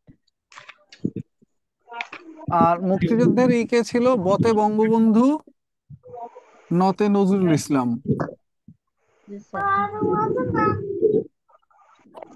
রাষ্ট্রপতি আর উপরাষ্ট্রপতি বনে গেছে, হয়ে গেছে, বনে গেছে। আর মাথায় তাজ দিয়ে বসে আছে প্রধানমন্ত্রী। তাজ মানে হলো টুপি বা মুকুট, আরবিতে এটাকে তাজ বলে। মাথায় তাজ দিয়ে বসে আছে প্রধানমন্ত্রী, থাকলো। আর এর বাইরে আছে আমাদের, প্রথমে প্রধানমন্ত্রীর আর কোন কোন পদ ছিল এটা পরীক্ষায় আসে? প্রতিরক্ষা মন্ত্রী, তথ্য সম্প্রচার মন্ত্রী। শিক্ষা স্বাস্থ্য মন্ত্রী, আরেকটা হলো অর্থ বিষয়ক উপদেষ্টা। এই তিনটা চারটা দায়িত্ব ছিল তার। প্রতিরক্ষা, শিক্ষা, স্বাস্থ্য, অর্থ বিষয়ক উপদেষ্টা এই পদগুলো পালন করছে। ভাই একটু আল্লাহর রাস্তে মিউট করেন, যাটা দিয়ে বাতাসে গ্যাস গ্যাস করতেছে। আপনি নিজে কানে শুনেন না যে গ্যাস গ্যাস করে আপনার জন্য? জি স্যার বিকট আওয়াজ 100 ক্লাস করার পর যদি আপনি একটা ক্লাস কেমনি মিউট আনমিউট করতে হয় এইটুক না বুঝেন, এই গ্যাস গ্যাস শব্দটা হচ্ছে আপনার জন্য, আপনি এটা না বুঝেন। স্যার সবাইকে মিউট সবাই করে দেন। মিউট করলে তাহলে আমি আমার মতো আমার যা মনে চায় তাই পড়াইতে হবে। একটা ক্লাসে কেন আনমিউট করা লাগবে? আপনারা কি বাচ্চা? ফিটার খান না দুধ খান এখনো? সবাইকে আনমিউট করে দেন, কিছু হলে স্যার সবাইকে আনমিউট করে দেন। তাহলে আপনি ক্লাসটা কেন কেন করবেন? এই রাতের ক্লাস মানুষের ঘুম আসে, বিরক্তি লাগে। একটা লম্বা ক্লাসের মধ্যে বোরিং থাকে। আমি দুইটা কথা আপনাদের জিজ্ঞেস করবো, আপনি এটা প্রশ্ন করবেন, তা না সবাই মিউট করে দেন, কিছু হলে স্যার মিউট করে দেন। তাহলে এই মানুষগুলো আসছে কেন? এ শিখাবে কি গিয়া মানুষরে? ধরেন এই টিচার হয়ে গেছে, কি শিখাবে? গভর্নমেন্ট এতক্ষণ ধরে কথা বলতেছি এখনো মিউট করতেছে না, এতক্ষণ ধরে কথা বলতেছি এখন পর্যন্ত সে মিউট করা কারে বলে এটা বুঝে না।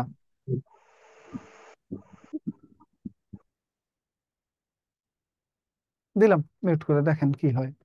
একটু পরেই দেখবেন আপনারা খেয়েই হারাই ফেলবেন। খেয়েই হারাই ফেলা বুঝেন? বোরিং লাগবে আপনাদের।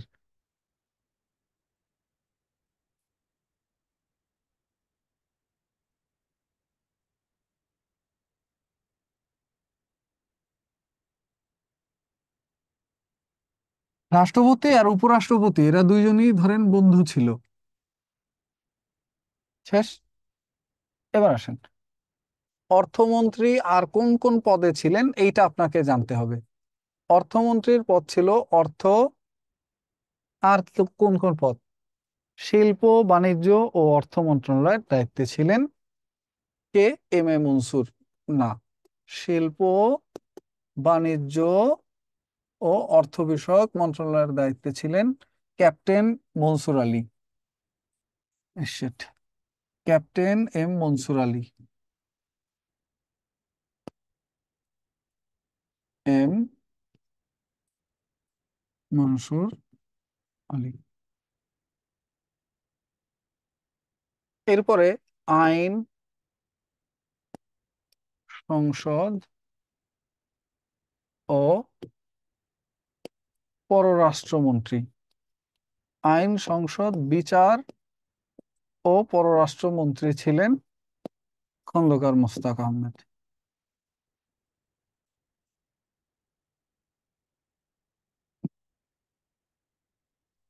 গেল এইটা, গেল এইটা। তারপরে যেটা আসবে সেটা হলো আমাদের স্বরাষ্ট্রমন্ত্রীর ব্যাপার আসবে। স্বরাষ্ট্র, ত্রাণ, পুনর্বাসন ও কৃষি বিষয়ক মন্ত্রী। এটা ছিলেন কে? স্বরাষ্ট্র, ত্রাণ ও পুনর্বাসন। এটা নিয়ে কে ছিল?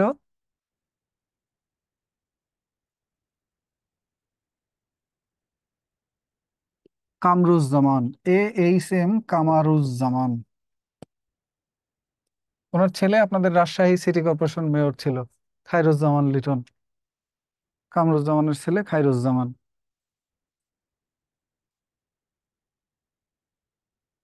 দেখছেন, আমি মিউট করে দেওয়ার পরে অলরেডি 2-3 জন চলে গেছে। আরো যাবে একটু পরে, এই আরেকজন গেল, 39।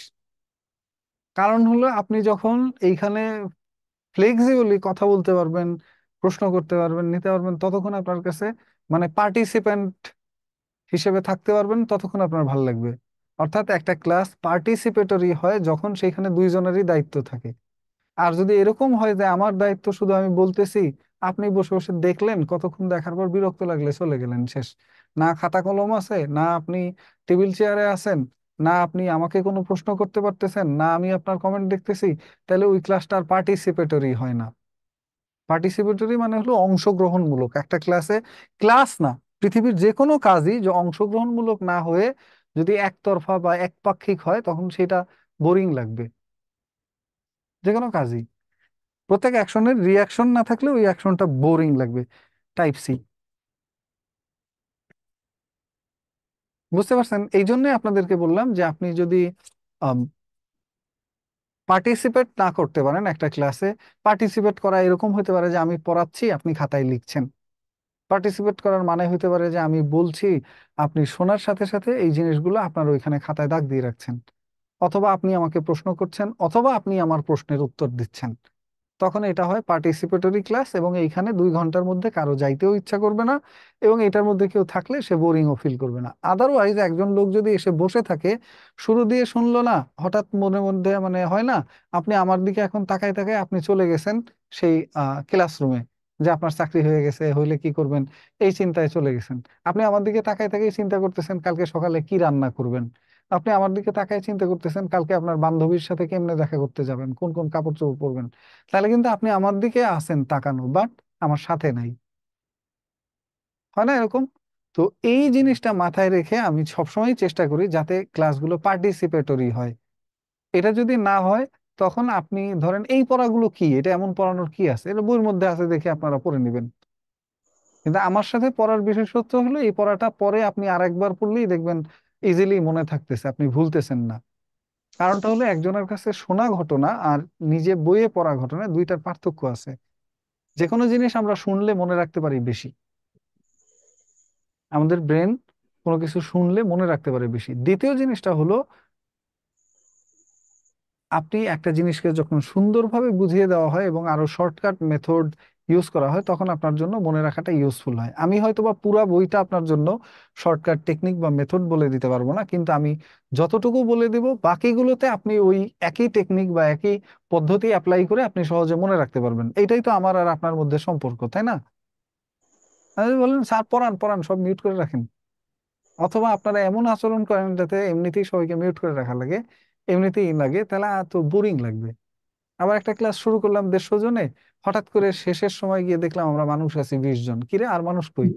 কারণ আমি খোঁজ খবর নিই না, আমি আমার মতো পড়াইতেছি, এই যে লেখেন, এই যে লেখেন, এই যে লেখেন, আমি একবারও আপনার দিকে তাকাইলাম না। তখন আপনার বোরিং লাগবে, আপনার মনে হবে আপনি ডিসকানেক্টেড, আমার সাথে আর আপনার সাথে কোনো যোগাযোগ নাই। এই জিনিসগুলোর কথা আমি ক্লাসে বলছি, আর কিছুই না। তো আসেন এখন আমরা একটা জিনিস পড়বো, সেটা হলো সংবিধানের সাথে ওই দিন আরো কিছু টপিক ছিল, যেই টপিকগুলো ওই দিন আমরা টাচ করতে পারি নাই। সেই টপিকগুলো কি ছিল কেউ একটু কমেন্টে বলেন। সম্ভবত সংবিধানের পাশাপাশি বাংলাদেশের শিক্ষা ব্যবস্থা, জনসংখ্যা, উপজাতি, এগুলো ছিল, টপিকে স্যার লেখা ছিল না। 9টা পদ এখান পর্যন্ত পড়ানো হয়েছে, হ্যাঁ, তারপরে আর সংবিধানের 9টা পদ। সাংবিধানিক পদ 9টি, যে হ্যাঁ 9টি আছে হ্যাঁ, বুঝছি, লিখে দিন। সংবিধান শেষ। আমি বলছি অন্য টপিক কি কি ছিল। স্যার সেগুলো থেকে ডাটাও দিছিলেন। তারপর স্বাধীন ইতিহাস পড়াইছিলেন। বুঝছি, আপনারা কিছুই জানেন না। আসেন এখানে। স্যার সংবিধানের সাথে অন্য কোনো টপিক ছিল না ওই দিনকে হচ্ছে আপনার মুক্তিযুদ্ধ আর সংবিধান, এই দুইটা ছিল। তার জনসংখ্যা জনশুমারি। হ্যাঁ, এই তো এগুলো সংবিধানের ক্লাসের সাথে অন্তর্ভুক্ত না। না স্যার, এটা স্যার ছিল না। ছিল স্যার। স্যার এরপরের লেকচার 4 ছিল, তখন আপনি ক্লাস মানে নেননি, আমরা জুমে ঢুকে তারপরে বলা হয়েছে যে ক্লাস হবে না। তারপর আর আর স্থগিত এরপর ছিল। তো আসলে লেকচার 4 দেওয়া নাই। ও, লেকচার 4 হয় নাই, সংবিধান আপনাদের সাথে না ক্লাস স্যার। হয় নাই। জি স্যার, জি স্যার, সংবিধান হয়েছে, ওটা ছিল লেকচার 3। সংবিধান 3 ছিল। হ্যাঁ জি স্যার। সংবিধানের ইতিহাস হয়েছে তো স্যার 72।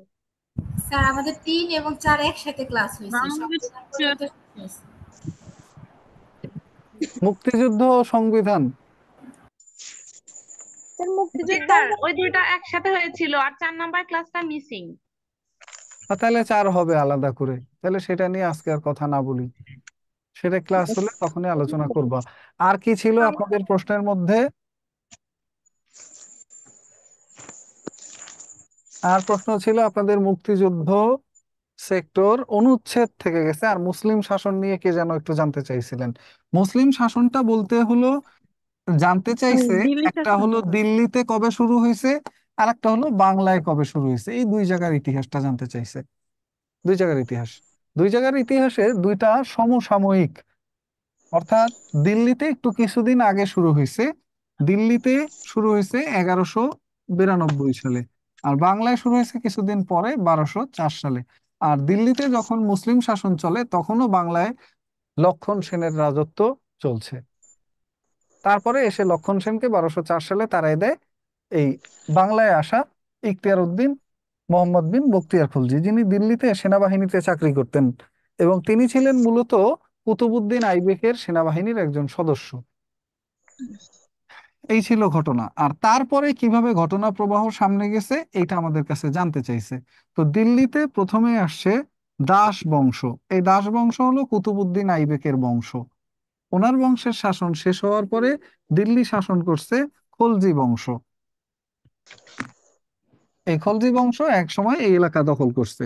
খলজি বংশের পরে এখানে আরেকটা বংশ শাসন করছে, তার নাম তুঘলক বংশ। এই তুঘলক বংশের শ্রেষ্ঠ শাসক মোহাম্মদ বিন তুঘলকের কথা আমরা বলছিলাম। মোহাম্মদ বিন তুঘলকের শাসন যখন চলে তখন এসে বাংলা দিল্লির অধীনে এতদিন চলছিল।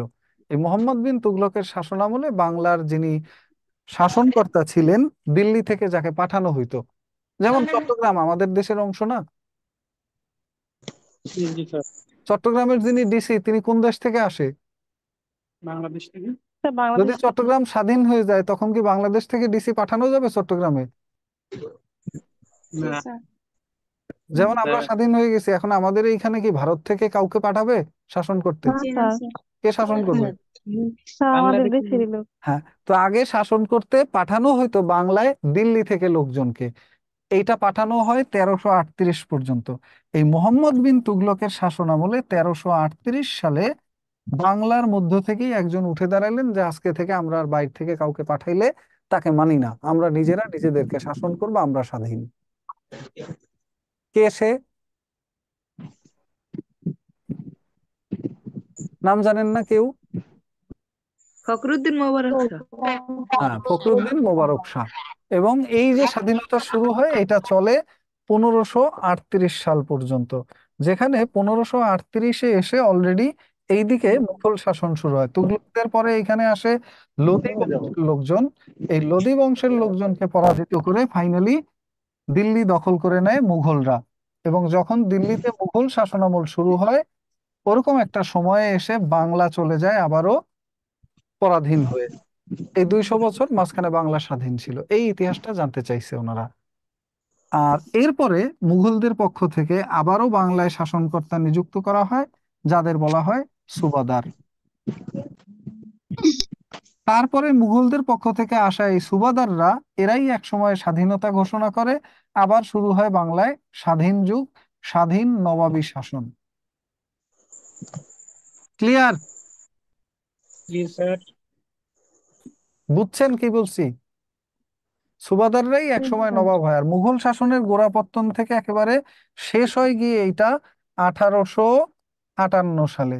এই সময় এইখানে মুঘল সম্রাটের পতন ঘটে এবং এইখানে ইংরেজদের শাসন শুরু হয়। আর বাংলায় এই যে নবাব নিযুক্ত করা হয়, এই নবাবের পতন ঘটে 1757 সালের 23 জুন পলাশির যুদ্ধের মাধ্যমে, এবং বাংলায় ইংরেজরা কবজা করে নেয় 1757 সালে। 100 বছর তারা বাংলা এবং আশপাশের এলাকা শাসন করতে করতে 1858 সালে এসে তারা ভারতবর্ষ দখল করে নেয় এবং সমগ্র ভারত শাসন করে ব্রিটেনের রানী। এই হলো এইখানকার ইতিহাস। এবং এই ইতিহাসের মধ্যে এখানে শুরু হয় সুলতানি শাসন। সুলতানি শাসন, আর তার আগে ছিল দিল্লির শাসন। সুলতানি শাসন শেষ হলে এইখানে শুরু হয় আফগান শাসন, এবং এই অংশটাকে আফগানদের কাছ থেকে এই অংশটাকে নিয়ে আবার শাসন শুরু করে সুবাদাররা। ক্লাস শেষ, দরকার নাই আপনাদের। ভাই একটা মানুষ, আপনারা দেখেন আপনারা কত ম্যাচিউরড, আপনারা কত পড়াশোনা করছেন, একটা সহজ কথা আপনাদের যদি বলে না বোঝানো যায়।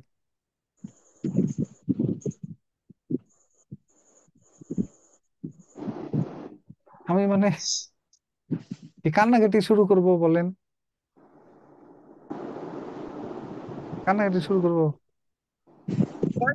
কান্না করেন শুনি। হ্যাঁ, মানে কথা বলার পরে মিউট করে দিতে হয়, কথা বললে আবার মিউট করে রাখতে হয়। সহজ কথা। আপনি একটা কথা বলতে চাইতেছেন, আনমিউট করে কথা বলছেন, আবার আপনি মিউট করে রাখলেন, শেষ। আপনার কন্ট্রোল আপনার হাতে। আর যখনই আপনি কন্ট্রোল ভেঙে ফেলবেন, তখনই আমার 144 ধারা জারি করতে হবে, যে কারো কোনো কথা বলার অধিকার নাই, কারো কোনো কিছু বলার অধিকার নাই, শেষ। স্যার যার সাউন্ড হইতেছে এমন নিজেই বুঝতেছে না যে ওর সাউন্ড হইতেছে। এটা না বোঝার কি আছে বলেন? এটা না বোঝার মতো কিছু আছে? কথা ওকে, বলার আসেন। পর অফ করে রাখলেই তো হয়। মুসলিম শাসন, এটার কথা আমরা এই বললাম। মুসলিম শাসনের ইতিহাসটা এইটুকু, এটাই মুসলিম শাসনের ইতিহাস।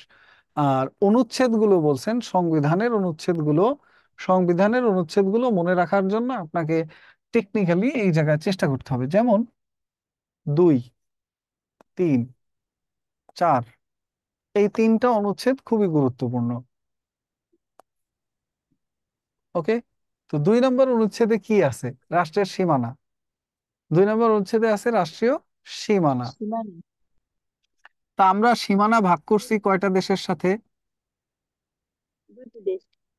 দুইটা দেশের সাথে, একটা ভারত, একটা পাকিস্তান, তাই না? স্যার সীমান্ত তো মায়ানমার স্যার।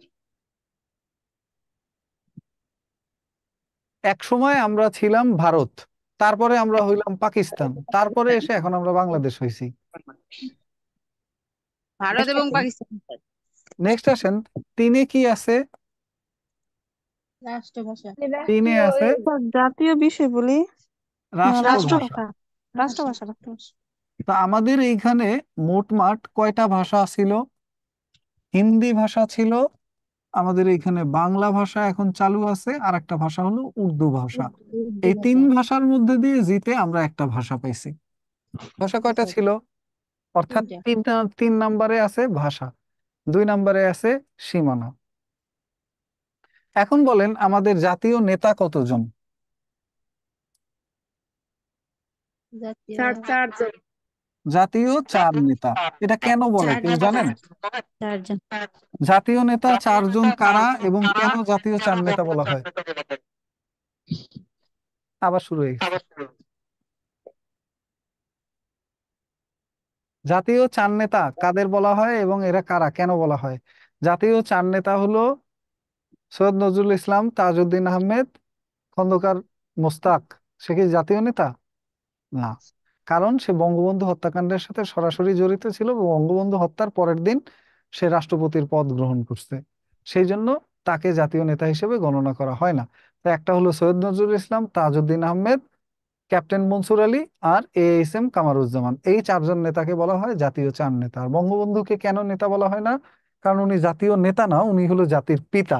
আর এর বাইরে আছে মাওলানা আব্দুল হামিদ খান ভাসানী মুক্তিযুদ্ধের সময় ওনার সম্পৃক্ততা ছিল খুবই অল্প।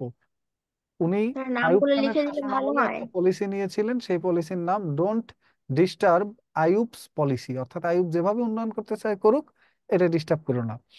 আর হোসেন শহীদ সোহরাওয়ার্দী এবং শেরেবাংলা একে ফজলুল হক, ওনারা মুক্তিযুদ্ধের বহু আগেই মারা গেছেন, যার কারণে বাকি যারা থাকে এদেরকেই বলা হয় জাতীয় চার নেতা। তো আমাদের জাতীয় নেতা চারজন, আর 4 নম্বর অনুচ্ছেদেই আছে জাতীয় বিষয়াবলী। এভাবে মনে রাখলে কি সহজ হবে জিনিসগুলা? 5 নম্বর অনুচ্ছেদে আছে রাজধানী। রাজধানী ঢাকা কতবার রাজধানী হয়েছে এ যাবৎকালে জানেন? 5 বার। 19 মানে প্রথমবার হয় 1610, দ্বিতীয়বার হয় 1660 সালে, তৃতীয়বার হয় 1905 সালে, চতুর্থবার হয় 1947 সালে, এবং সর্বশেষ 1971 সালে ঢাকা বাংলাদেশের রাজধানী হয়েছে।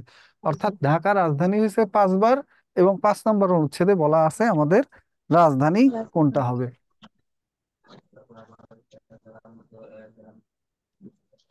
স্যার জাতীয় চার নেতার নামগুলো একটু বলেন তো, লিখে নিব। না না, সৈয়দ বলবো না। নজরুল ইসলাম, তারপর না না না, বলবো না। স্যার বাকি তিনটা বলেন একটু। সৈয়দ বলাই যাবে নজরুল না। ইসলাম, তারপরে তিনটা। আপনার খাতায় লেখা আছে, আমি আবার কেন বলবো? খাতায় লেখা আছে কি না? হ্যাঁ, এটা হচ্ছে মুজিবনগর সরকারের ওখানে মুজিবনগর লেখা। সরকারেই ছিল এই নেতারা, আবার লিখবেন কেন? মুজিবনগর সরকারের ওইখানে লেখা আছে, দেখেন ওইখানেই এনাদের নাম আছে। আচ্ছা, দেখলেই তো পাওয়া যাচ্ছে। হ্যাঁ, এই যে বুঝছেন। তা আসেন এরপরে, 6 নম্বর অনুচ্ছেদ লাগবে না, 7ও লাগবে না, লাগবে 8। লাগবে 8 11 নম্বর অনুচ্ছেদ। 8 নম্বর অনুচ্ছেদে কি বলা আছে বলেন তো? 4 মূলনীতি। মূলনীতি। মূলনীতি 4 মূলনীতি। 8-এ বলা জাতীয়বাদ, আছে 4 মূলনীতি। গণতন্ত্র ও ধর্মনিরপেক্ষতা।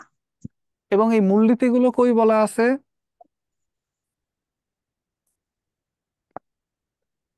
9 গণতন্ত্র, 10 সমাজতন্ত্রের সমাজতন্ত্র, শোষণ মুক্ত। 11 গণতন্ত্র, ওই 9তে হলো জাতীয়তাবাদ, সরি, আর কে যেন বলছে, জাতীয়তাবাদ আমি তার স্যার সাথে মানে সাথে তালে তালে লিখতেছি। জাতীয়তাবাদ, 9-এ সমাজতন্ত্র, গণতন্ত্র, জাতীয়তাবাদ, 10-এ ধর্মনিরপেক্ষতা। হলো গণতন্ত্র, আর 12তে হলো ধর্মনিরপেক্ষতা। 11, হ্যাঁ, 12 ধর্মনিরপেক্ষতা। আপনি বললেন না, একবার বলে আমার এটা ভুল করাইতেছেন না, আমি গণতন্ত্র লিখে বসে আছি। ওকে আসেন, 9-এ হলো জাতীয়তাবাদ। তো এগুলো মনে রাখার উপায় আমি সহজে বলে দিচ্ছি, আর কখনোই ভুলবেন না তাইলে। আমরা যুদ্ধ করছি কিসের জন্য? বাঙালি জাতির মুক্তির জন্য। আমরা যে বাঙালি জাতি এই কথাটা আমরা কবে জানছি? ভাষার জন্য যখন আন্দোলন শুরু করছি তখন আমরা বলছি যে আমরা যারা বাংলা ভাষায় কথা বলি আমরা বাঙালি। আমরা মুসলিমও না, আমরা হিন্দুও না, আমরা বৌদ্ধও না, খ্রিস্টানও না, আমরা বাঙালি। এটা হলো আমাদের বাঙালি জাতীয়তাবাদ। ওইখান থেকে আমাদের উত্থান। উত্থান কোনখান থেকে? 52 থেকে। হ্যাঁ, 52 থেকে, অর্থাৎ বাঙালি জাতীয়তাবাদ থেকে। এই জাতীয়তাবাদকে 1 নম্বরে রাখা হয়েছে। দ্বিতীয় হলো সমাজতন্ত্র। এখন দেখেন, সমাজতন্ত্র আছে কোন দেশে? রাশিয়ায়। এবং রাশিয়া আমাদের মুক্তিযুদ্ধে সবচেয়ে বেশি সহায়তা করছে, তাই আমরা ওনাদের নীতি নিছি। গণতন্ত্র আছে কোথায়? ভারতে। ভারত আমাদের মুক্তিযুদ্ধে সহায়তা করছে, তাই আমরা ভারতকে নিছি। বাট গণতন্ত্রের মূল দেশ ভারত না, গণতন্ত্রের মূল দেশ হলো কে? আমেরিকা, চীন। যুক্তরাষ্ট্র। তো এখন এইখানে দেখেন, এই দুইটা মতাদর্শ কিন্তু সম্পূর্ণ ভিন্নরূপী মতাদর্শ। যুক্তরাষ্ট্র এবং রাশিয়ার মধ্যে যত যুদ্ধ, যত বৈরিতা, যত খারাপ সম্পর্ক, তার মূলে হলো এই সমাজতন্ত্র আর গণতন্ত্রের দ্বন্দ্ব। ওরা বলে সমাজতন্ত্র ভালো, এরা বলে গণতন্ত্র ভালো। এটা নিয়ে এদের বিরোধ। আর আমরা বলছি আমাদের কাছে দুইটাই আছে, গণতন্ত্র আছে, সমাজতন্ত্র আছে। বেসিক্যালি আমাদের কোনোটাই নাই। বাঙালি বেশি চলে। আমাদের সমাজতন্ত্রও নাই, গণতন্ত্রও নাই। কিন্তু আমরা রাশিয়াকে খুশি করার জন্য রাখছি সমাজতন্ত্র, আর গণতন্ত্র রাখছি যুক্তরাষ্ট্রকে খুশি করার জন্য। এন্ড ফাইনালি ভারতকে খুশি রাখার জন্য আমরা রাখছি ধর্ম নিরপেক্ষতা। মিশ্রতন্ত্রের অধিকারী আমরা তাহলে। কোনো তন্ত্রই নাই, মিশ্রতন্ত্র। কোনো তন্ত্রই নাই। সমাজতন্ত্র এবং গণতন্ত্র কি নেটে সার্চ দিয়ে পড়বেন, এবং পড়বেন যুক্তরাষ্ট্র এবং রাশিয়ার মধ্যে দ্বন্দ্বের কারণ কি। কারণই হলো এই সমাজতন্ত্র আর গণতন্ত্র। সমাজতন্ত্রে সবকিছুর মালিকানা থাকে কার? সরকারের। আর গণতন্ত্রে সবকিছুর মালিকানা থাকে ব্যক্তি মালিকানা, অর্থাৎ ব্যক্তি হয় সবকিছুর মালিক। এটাকে বলে পুঁজিবাদী অর্থনীতি, আর এটাকে বলে সমাজতান্ত্রিক অর্থনীতি, যেখানে সবকিছুর মালিক সরকার। তা আমরা বললাম দুইটাই আছে আমাদের কাছে। তো যাই হোক, এটা আশা করি মনে থাকবে। একটা হলো জাতীয়তাবাদ, একটা হলো সমাজতন্ত্র, একটা হলো গণতন্ত্র, একটা হলো ধর্ম নিরপেক্ষতা। তিনটা দেশের নাম বলে দিলাম, যে তিনজনের এই তিনটা জিনিস পছন্দ।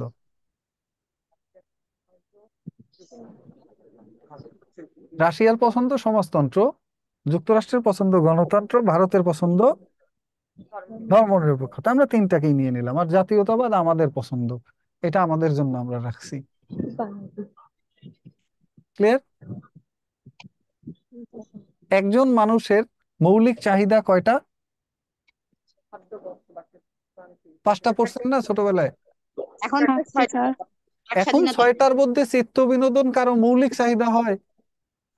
বাক স্বাধীনতা কেউ স্যার। গান না শুনলে, কেউ সিনেমা না দেখলে, কেউ নাচতে না গেলে, কেউ না করলে, তাহলে কি তার জীবন বাঁচবে না, মরে যাবে সে? পাঁচটি স্যার মারা যাবে না। নাচ মুভি এগুলা যুক্ত করছে, বুঝছেন? নাই পেটে ভাত, আসছে চিত্ত বিনোদন মৌলিক চাহিদা। একজন মানুষের কয়টা? খাদ্য, বস্ত্র, বাসস্থান, কয়টা একজন মানুষের কয়টা? 5টা। এইটাই 15 নম্বর অনুচ্ছেদ, মৌলিক চাহিদা পূরণের ব্যবস্থা করা। যারা ভালো ছাত্র তাদের ইচ্ছা থাকে সপ্তাহে কয়দিন স্কুলে যাওয়ার? 7 দিন।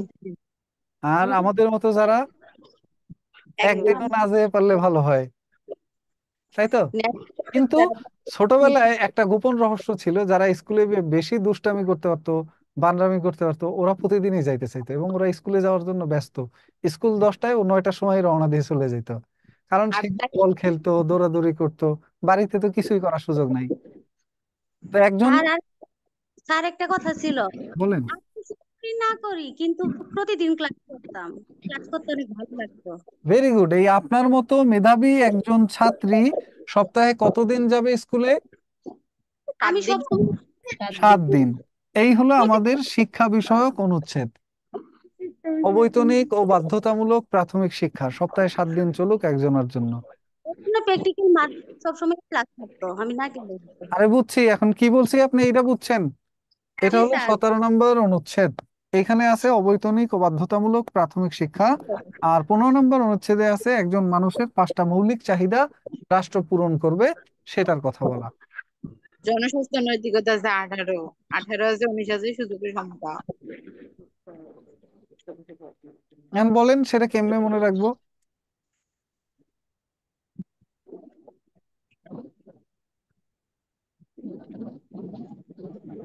শিক্ষা গ্রহণ করতে হবে, যার কারণে ওটা হলো 17 নম্বর অনুচ্ছেদ, বাধ্যতামূলক শিক্ষা।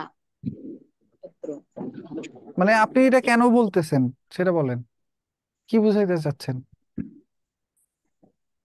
জাতির উন্নতি করতে হলে শিক্ষার দরকার, এই জন্য বাধ্যতামূলক শিক্ষা, এটাই হচ্ছে 17 নম্বর অনুচ্ছেদ। এখন বললে কি হবে সেটা বলেন। বুঝলাম না স্যার, আরেকবার। আমিও কিছু বুঝি নাই, আপনি কি বুঝাইতে চাচ্ছেন এটাই আমি বুঝতে পারতেছি না। আসেন, 1 9। কি 1 9?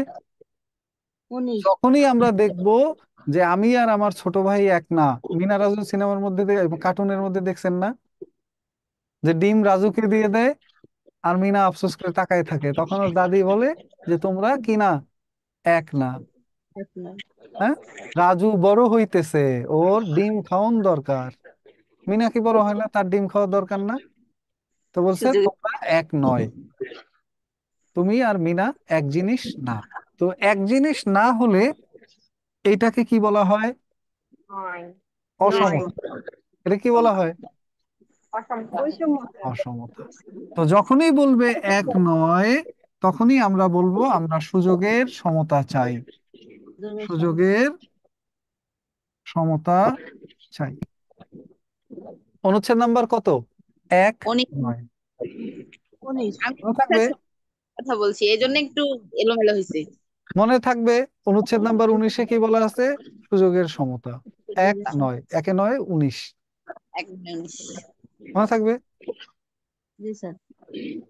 জি স্যার 18টা স্যার 18 নাম্বার 18 লাগবে না। জনস্বাস্থ্য নৈতিকতা, ওইটার কথা যদি আপনি বলেন এইভাবে মনে রাখবেন, একজন মানুষের বিয়ের বয়স কত? 18 যে স্যার ছেলেদের তো এটা না, আর ভুয়া কথা। আমাদের দেশে প্রেম প্রীতি ভেঙে যাওয়া পালিয়ে যাওয়া এগুলো শুরু হয় কত থেকে? 14-15 বছর বয়স থেকে। আগের থেকে তখন এটা অন্যায় না। 15, 16, 18, 20, 22 সব বয়সের মানুষকে পার্কে দেখা যায়, ঘুরতে দেখা যায়, রুম ডেটিং এ দেখা যায়, এগুলা দোষ না। দোষ হলে শুধু 18 বছরের আগে বিয়ে করলে, আর ছেলেরা 21-এর আগে বিয়ে করলে তখন মরে যাবে। বিয়ে না করলে কেউ স্যার বিয়ে দেয় না তো। হ্যাঁ, আর ছেলেদের বিয়ের যোগ্যতা জানেন? 21 ধ্যাৎ, ছেলেদের বিয়ের যোগ্যতা ইনকাম, পয়সা পয়সা। আর মেয়েদের বিয়ের যোগ্যতা হলো চেহারা। এই মানে আপনি মানেন না মানেন, বিশ্বাস করেন অবিশ্বাস করেন, কিছুই আসে যায় না। এটাই ঠিক ছেলেদের স্যার। ক্ষেত্রে হলো বেতন বা ইনকাম, এইটা তার বিয়ের যোগ্যতা। আর মেয়েদের ক্ষেত্রে ছেলে বিয়ের কালো যোগ্যতা হোক হলো কালো হোক চেহারা। সমস্যা নাই স্যার, ইনকাম আগে। আপনি বহু সুন্দর চেহারার মেয়েদেরকে দেখবেন যে তারা বড় বড় বড় লোকদের বাড়িতে তাদের বিয়ে হয়ে যায়, কারণ চেহারা সুন্দর দেখে ভালো লাগছে, বিয়ে করে নিয়ে গেছে। তাহলে স্যার পড়াশোনা বাদ দিয়ে রূপচর্চা করতে হবে। গড গিফটেড জিনিস, এই ব্যাপারে চর্চা করে খুব বেশি উপকার হবে না। কেউ যদি শ্যামলা হয়, আসলে একটা জিনিস জানেন, শ্যামলা বলতে কোনো কালারই নেই, হয় কালো নয় ফর্সা। শ্যামলা কালারটা আমরা বানাইছি, যে আমি কালোও না ফর্সাও না, মাঝখানের একটা জিনিস। তাহলে মাঝখানে কোনো জিনিসই হয় না, এই শেড আমরা বানাইছি। যে কালা বললে আবার মন খারাপ করবে, এই জন্য আমরা একটা এক্সট্রা শেড বানাইছি, অল্টারনেটিভ শেড, যেটার নাম দিছি শ্যামলা। আপনারা জানেন শ্যাম শব্দের অর্থ কি? কালো কালো শ্যাম শব্দের অর্থই হলো কালো। শ্যামলা মানে কালো, কামলা মানে যে কাজ করে, হ্যাঁ যে কাম করে তাকে বলা হয় কামলা, যে শ্যাম কালারের তাকে বলা হয় শ্যামলা। ওইটাকে আমরা একটা এক্সট্রা শেড দিয়ে নাম বানাইছি যে শ্যামলা রং, আমি কালা না। দেখ আসেন, তো এই জন্যই বললাম, দেখবেন যে একটা ছেলে ম্যাট্রিক পাস করে, এসএসসি পাস করে কত বছর বয়সে? 17 বছর 17 স্যার 17 বছর গড়ে বয়সে ম্যাট্রিক পাস করছেন আপনারা? 15 বছরে স্যার। স্যার 15 স্যার 14 থেকে 15 14 থেকে 15। এখন এই ছেলেটার চাকরি হয়ে গেছে, ম্যাট্রিক পাসের পরেই 1 মাসের মধ্যে চাকরি হয়ে গেছে, পুলিশের কনস্টেবলে লাইনে দাঁড়াইছে, চাকরি হয়েছে। তার পরের বছর থেকে তার বিয়ের প্রস্তাব আসা শুরু হবে না হবে না? হবে স্যার। তার বাপ মা রাজি হবে না হবে না? হবে না স্যার। মেয়ের বাপ রাজি হবে না হবে না? দুনিয়ার সব রাজি, সরকারি চাকরি করে পোলা। আর যেটা গর্দভ, বয়স হলো 26, কেবল এমএ পাশ করে বের হইলো, বিয়ের বাজারে এর ভ্যালু কেমন? 0 স্যার। বিয়ে নাই স্যার। জিরো। এ বিয়ে করতে চাইলে এই পাশ দিয়ে বলবে আর কয়দিন পরে বিয়ে কর, আর একটু বড় হ। আর ওই পাশ দিয়ে বলবে যে বিয়ে তো ওরে করতে চাও, ও করে কি? তাহলে কেন ওই বেকার পাশ, যেই পাশের কোনো দিক নাই, পাশ আছে দিক নাই, বুঝছেন? এই পাশের পাশ আছে, কোনো দিক নাই, দিক দক্ষিণ পায় না যে সে কই যাবে এখন। তো সে কি বিয়ের যোগ্য? স্যার সে তো নিজেই চলে না স্যার। হ্যাঁ, সে নিজেই চলে না। তো বিয়ের যোগ্যতা কি বুঝছেন এইবার?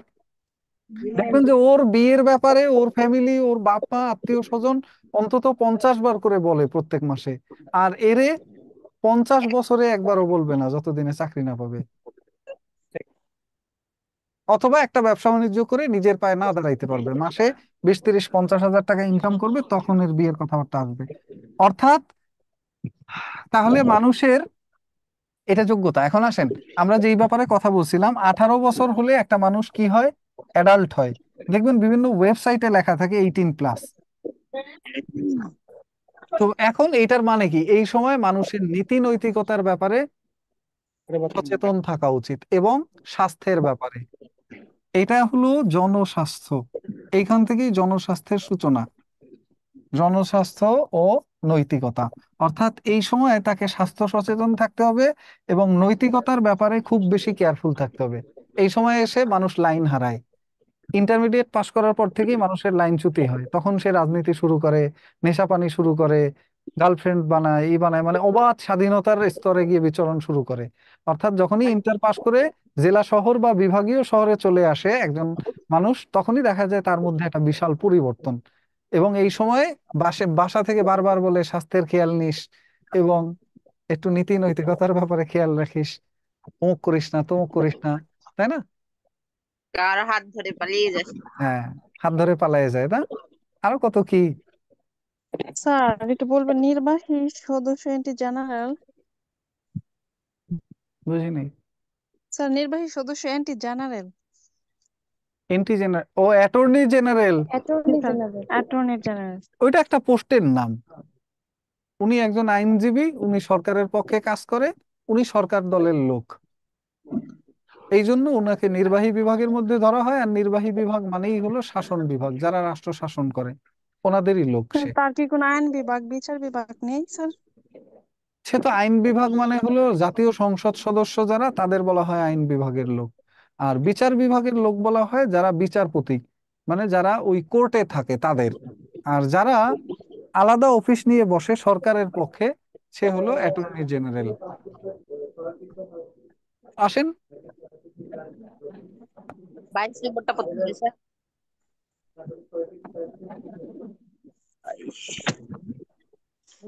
দুইজনের মধ্যে মতের পার্থক্য হলে দুইজন আলাদা হয়ে যাবে। দুইজনের মধ্যে মতের পার্থক্য হলে দুইজন আলাদা হয়ে যাবে। নির্বাহী বিভাগের পৃথকীকরণ। এই পৃথকীকরণ কার কার? একটা হলো নির্বাহী বিভাগ, একটা হলো বিচার বিভাগ।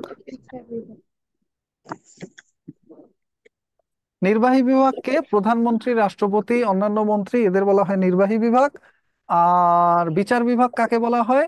যারা বিচারপতি এবং অন্যান্য বিচারপতি আছে, প্রধান বিচারপতি, অন্যান্য বিচারপতি, এদের বলা হয় বিচার বিভাগ। শেষ। প্রথম দুই ভাগ পড়াই দিলাম, তৃতীয় ভাগ আপনি আপনার মতো করে পড়বেন। সেখানে কয়েকটা অনুচ্ছেদের কথা আমি বলে দেই, আমি যেভাবে মনে রাখতাম, ব্যাস অল্প করে বলে দিব, তাহলে শেষ। এখন এগুলো মনে থাকবে?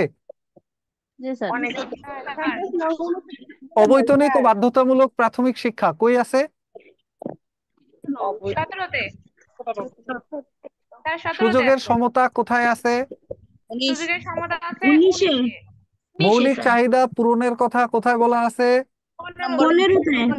বাংলাদেশের রাজধানী সম্পর্কিত অনুচ্ছেদ কত নাম্বার অনুচ্ছেদ? 5-এ বলা আছে। ওকে।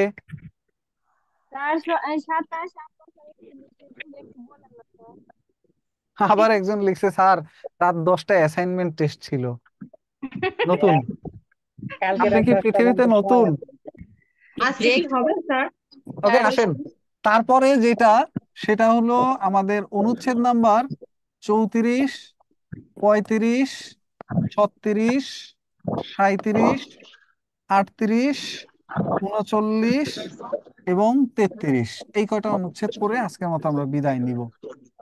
31, 32ও বলবো না, 40, 41, 42, 43 এগুলো বলবো না, ওইগুলো আপনারা বানাই নিবেন। আমি এই কয়টা বলে দিই, দেখেন। একজনকে যখন পুলিশ গ্রেপ্তার করে, তাকে কি পরায় গ্রেপ্তার করে? Handcuff sir. হ্যান্ডকাপ কেমন হয়? দুইটা এরকমই তো হ্যান্ডকাপ, এরকম না হ্যান্ডকাপ? কত নম্বর অনুচ্ছেদ এটা? ওকে। জিমে যায় কেন মানুষ? জিমনেশিয়ামে যায় কেন? ব্যায়াম করে কেন? ফিটনেসের জন্য। ফিটনেস কেমন হয় মানুষের বডির? উপরের শেপ এই, নিচের শেপ এই, এই হয় না বডির শেপ? এরকম হয় না নায়কদের বডির শেপ? Sir body builder. হ্যাঁ, কেন হয়? জোর জবরদস্তি করে বানায়, চাপাচাপি করে। ভারত মানে এমনিতে বাসায় কোনো কাজ করে না, এক গ্লাস পানিও নিজে তুলে খায় না, জিমে গিয়ে দৌড়াইতেছে, লাফাইতেছে, এই লোহা লক্কর উঠাইতেছে, কেন? জোর জবরদস্তি করে করতেছে, বডি হবে। তা এই 4, এই সংখ্যাটার উপরেও জোর জবরদস্তি করা হয়েছে, যার কারণে এই সংখ্যাটার মাঝখানে ওরকম চেপে গেছে মানুষের বডির মতো। এটা কত? এটা কত? 34। জবরদস্তি। জবরদস্তি। জবরদস্তিমূলক শ্রম নিষিদ্ধকরণ। জবরদস্তিমূলক শ্রম নিষিদ্ধকরণ মনে থাকবে। জি স্যার। তারপর আসেন 35 আর 36, এই দুইটার পার্থক্য বলি। 35-এর 5 খোলা না বন্ধ? 5 খোলা না 6 খোলা? 6 খোলা, 5 বন্ধ। 6 খোলা মানে চলাচল করা যাবে, আর 5 বন্ধ মানে আটক। আটক মানে হলো দণ্ড আর কি। তাকে দণ্ড দেয় না, দণ্ডবিধির এত ধারা মোতাবেক যাবজ্জীবন কারাদণ্ড দেওয়া হলো। তাহলে 35-এ কি আছে? বিচার ও দণ্ড। আর 36-এ কি আছে? এইবার আসেন, আপনাদের ডাক দিলাম যে সবাই আন্দোলন করে চলেন, আমাদের বিদ্যাবাড়ির সব স্টুডেন্টরা আমরা সবাই মিলে ওইখানে আন্দোলন করব, আমাদের চাকরি দেওয়া হোক, আমরা কষ্ট করে পড়ি, এই জন্য আসেন কালকে। তা আসলে কি করবেন, একটা রাস্তা ধরে আপনারা আসবেন, এসে এইখানে একটা মাঠ আছে শাহবাগে, এই মাঠটায় আপনারা জমায়েত হবেন, তাই না? কি না বুঝি নাই? 37 সমাবেশ স্যার। এই আসলেন, আসে একটা মাঠে সমাবেশে দাঁড়াই গেলেন, দল বেঁধে মানুষ আসে, আসে কই দাঁড়ায়? একটা মাঠে। এই মাঠে এসে সমাবেশ করে। এটা কি 37-এর 7। এই হলো সেই মাঠটা যেখানে আপনি এই রাস্তা থেকে এসে সমাবেশ করবেন। ওকে, সমাবেশ করার পর বললাম যে আমরা বিদ্যাবাড়ি একটা দল খুলি, বিদ্যাবাড়ি লীগ গঠন। ওকে, এটা কি হবে? একটা সংগঠন হবে না? সংগঠন। জি স্যার। সংগঠনের কি থাকে? সংগঠনের থাকে শাখা প্রশাখা। যেমন আওয়ামী লীগের আছে ছাত্রলীগ, আওয়ামী লীগের আছে যুবলীগ, আওয়ামী লীগের আছে কৃষক লীগ, আওয়ামী লীগের আছে স্বেচ্ছাসেবক লীগ, আওয়ামী লীগের আছে উলামা লীগ। একটা দলের কি থাকে? কাজে লাগুক আর না লাগুক, এই স্বেচ্ছাসেবকেরা আসলেই স্বেচ্ছাসেবক কিনা, এই কৃষক লীগেরা আসলেই কৃষক কিনা, এই শ্রমিক লীগেরা আসলেই শ্রমিক কিনা, সেটা আমরা বলবো না। আমরা বলবো খালি যে কি থাকে দলের, নেতা এইটা থাকে একটা স্যার, দল, নেতা। এটা একটা দল। এই দলের কি থাকবে? এই একটা শাখা, এই একটা প্রশাখা। এটা কোনটা? 38 নং অনুচ্ছেদ। সংগঠন স্যার। এই যে দেখছেন, এইখানে দেখেন,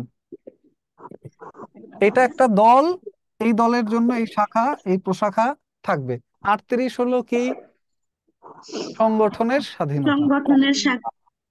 দুনিয়ার সবচেয়ে ক্রিটিক্যাল জিনিস কি বলেন তো? এই পৃথিবীতে সবচেয়ে ক্রিটিক্যাল, সবচেয়ে জটিল জিনিস কি? মানুষ কন্ট্রোল করে। মানুষের মন এবং মানুষের চিন্তা। এটা হলো দুনিয়ার সবচেয়ে পেঁচানো জিনিস। এটা আপনি কখনোই রিড করতে পারবেন না। দেখুন, হুট করে একটা কারণে রাগ হয়ে গেছে, হুট কারণে একটা কারণ ছাড়া ঝগড়া বাজায় দিছে, হুট করে একটা কারণ ছাড়া একটা ফাউল কাজ করে ফেলছে, মানে কি করতেছে মানুষের মনের মধ্যে, এটার কোনো ঠিক ঠিকানা নাই। ওকে, তো এই জটিল জিনিসটা হলো সবচেয়ে জটিল অক্ষর, ঘুরে কাটার মতো ঘুরে স্যার। সবচেয়ে পেঁচানো 9 নাম্বার। এটা সবচেয়ে পেঁচানো সংখ্যা না? স্বাধীনতা বাঘ। এইটা কি? চিন্তা ও বিবেকের স্বাধীনতা। চিন্তা ও বিবেকের স্বাধীনতা। এখন চোখ বন্ধ করে আই হোপ যে আপনারা এই সব কয়টা অনুচ্ছেদ বলতে পারবেন।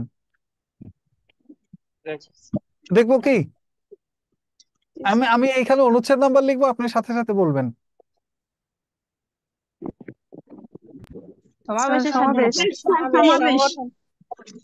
সংগঠন বলছে কে? শাখা প্রশাখা আছে বলেন। 38-এ আছে সংগঠন। বিচার দণ্ড স্যার 35 নাম্বার। বিচার ও দণ্ড সম্পর্কে রক্ষণ।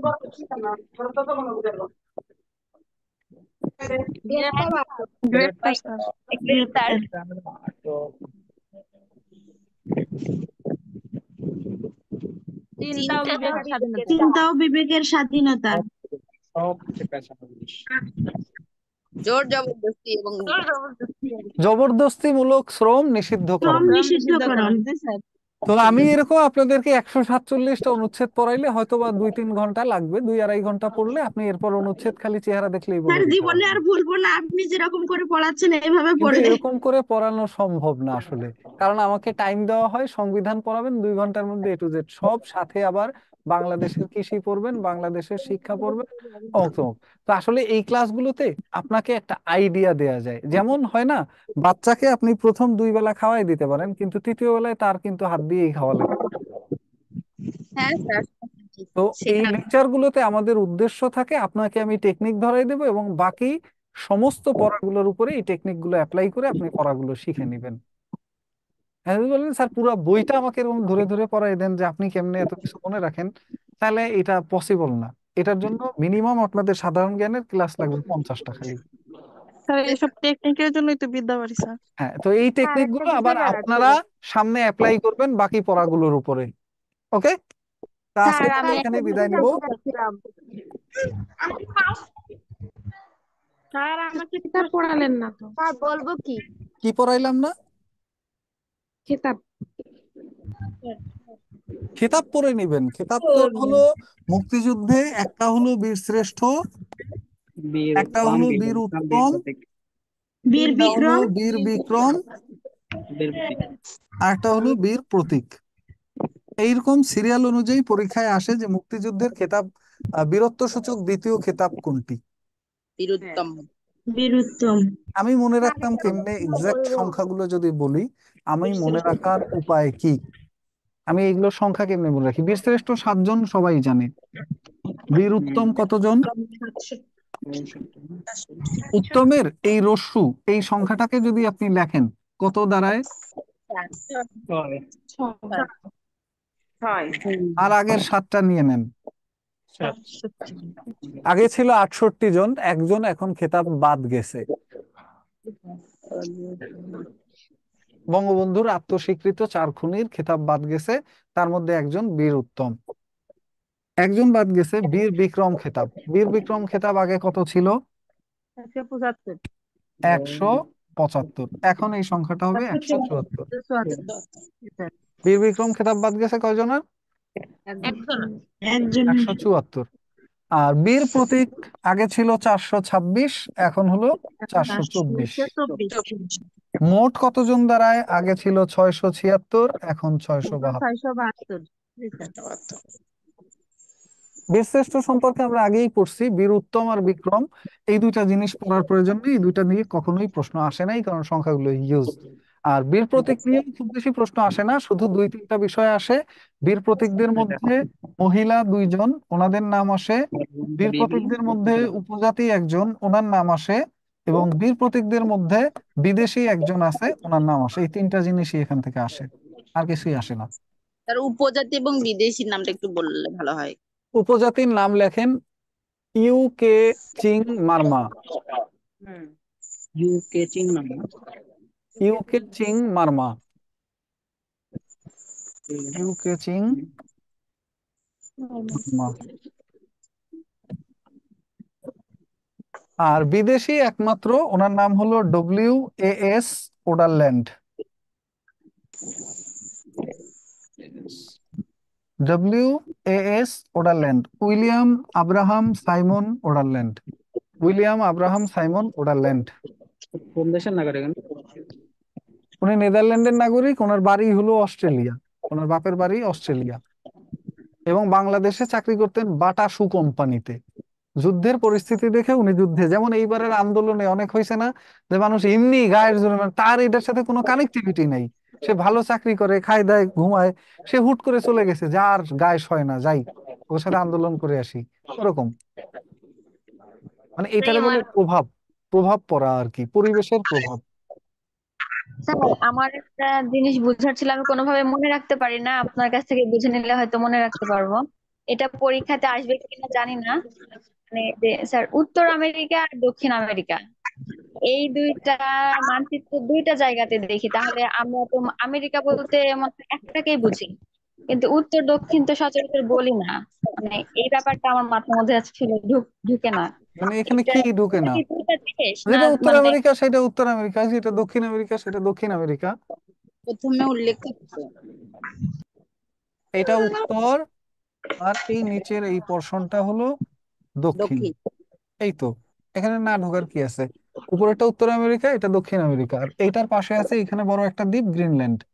আর এই পাশটা এইখানটা আছে ইউরোপ, এইখানটা আছে আফ্রিকা, এইখানটায় আছে বাকি অংশটা জুড়ে আমাদের এশিয়া, আর এইখানে আছে ওশেনিয়া মহাদেশ, আর বাকিটা অ্যান্টার্কটিকা মহাদেশ।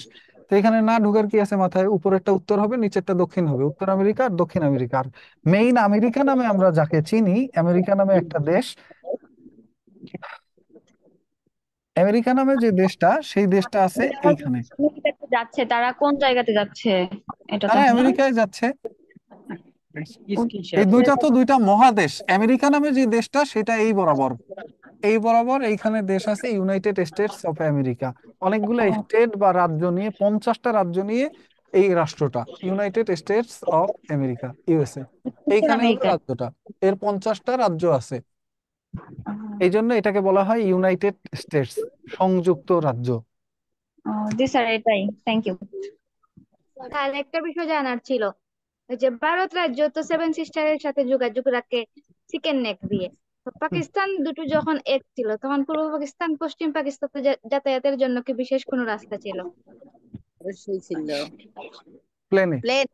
আর কোনো রাস্তা নেই, বিশেষ কোনো রাস্তার কোনো ব্যবস্থাই ছিল না। এখন ভিসা ছাড়া যাইতে পারবেন, চিন্তা করেন না। স্যার, আমাদের হচ্ছে স্বাধীন বাংলা বেতার কেন্দ্রের অনুষ্ঠান, এটা কি পড়তে হবে? অবশ্যই। স্যার, এটা আমাদের বাকি আছে পড়া। ঠিক আছে, বাকি থাকুক, দেখেছেন, পরীক্ষার পর পড়ে নিয়েন, প্রশ্ন আসলে পড়বেন, না হলে দরকার নেই।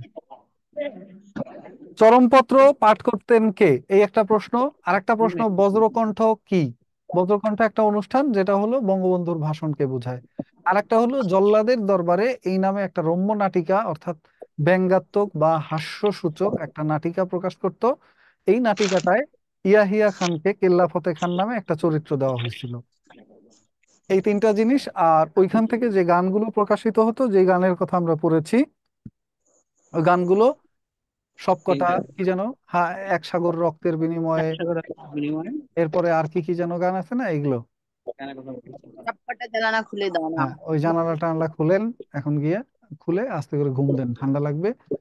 আজকের মতো এখানেই বিদায় নিব, ওকে? স্যার, পরীক্ষা। ভালো থাকেন সবাই, দেখা হবে আবারও, সেই পর্যন্ত অনেক শুভকামনা। এখন গিয়ে দিয়ে ঘুম দেবেন, ভালো স্যার, থাকেন। আমাদের পরীক্ষা কি হবে আজকে? হবে, আপনার অ্যাপসের পরীক্ষাতে অ্যাপসে দেয়াই রয়েছে। পরীক্ষা 24 ঘন্টার মধ্যে দেয়া যায়, ঠিক আছে? কালকে 10টা পর্যন্ত দেয়া যাবে। কিন্তু কিসের মধ্যে? ওই অ্যাপস এর মধ্যে তো খুঁজে পাইতেছি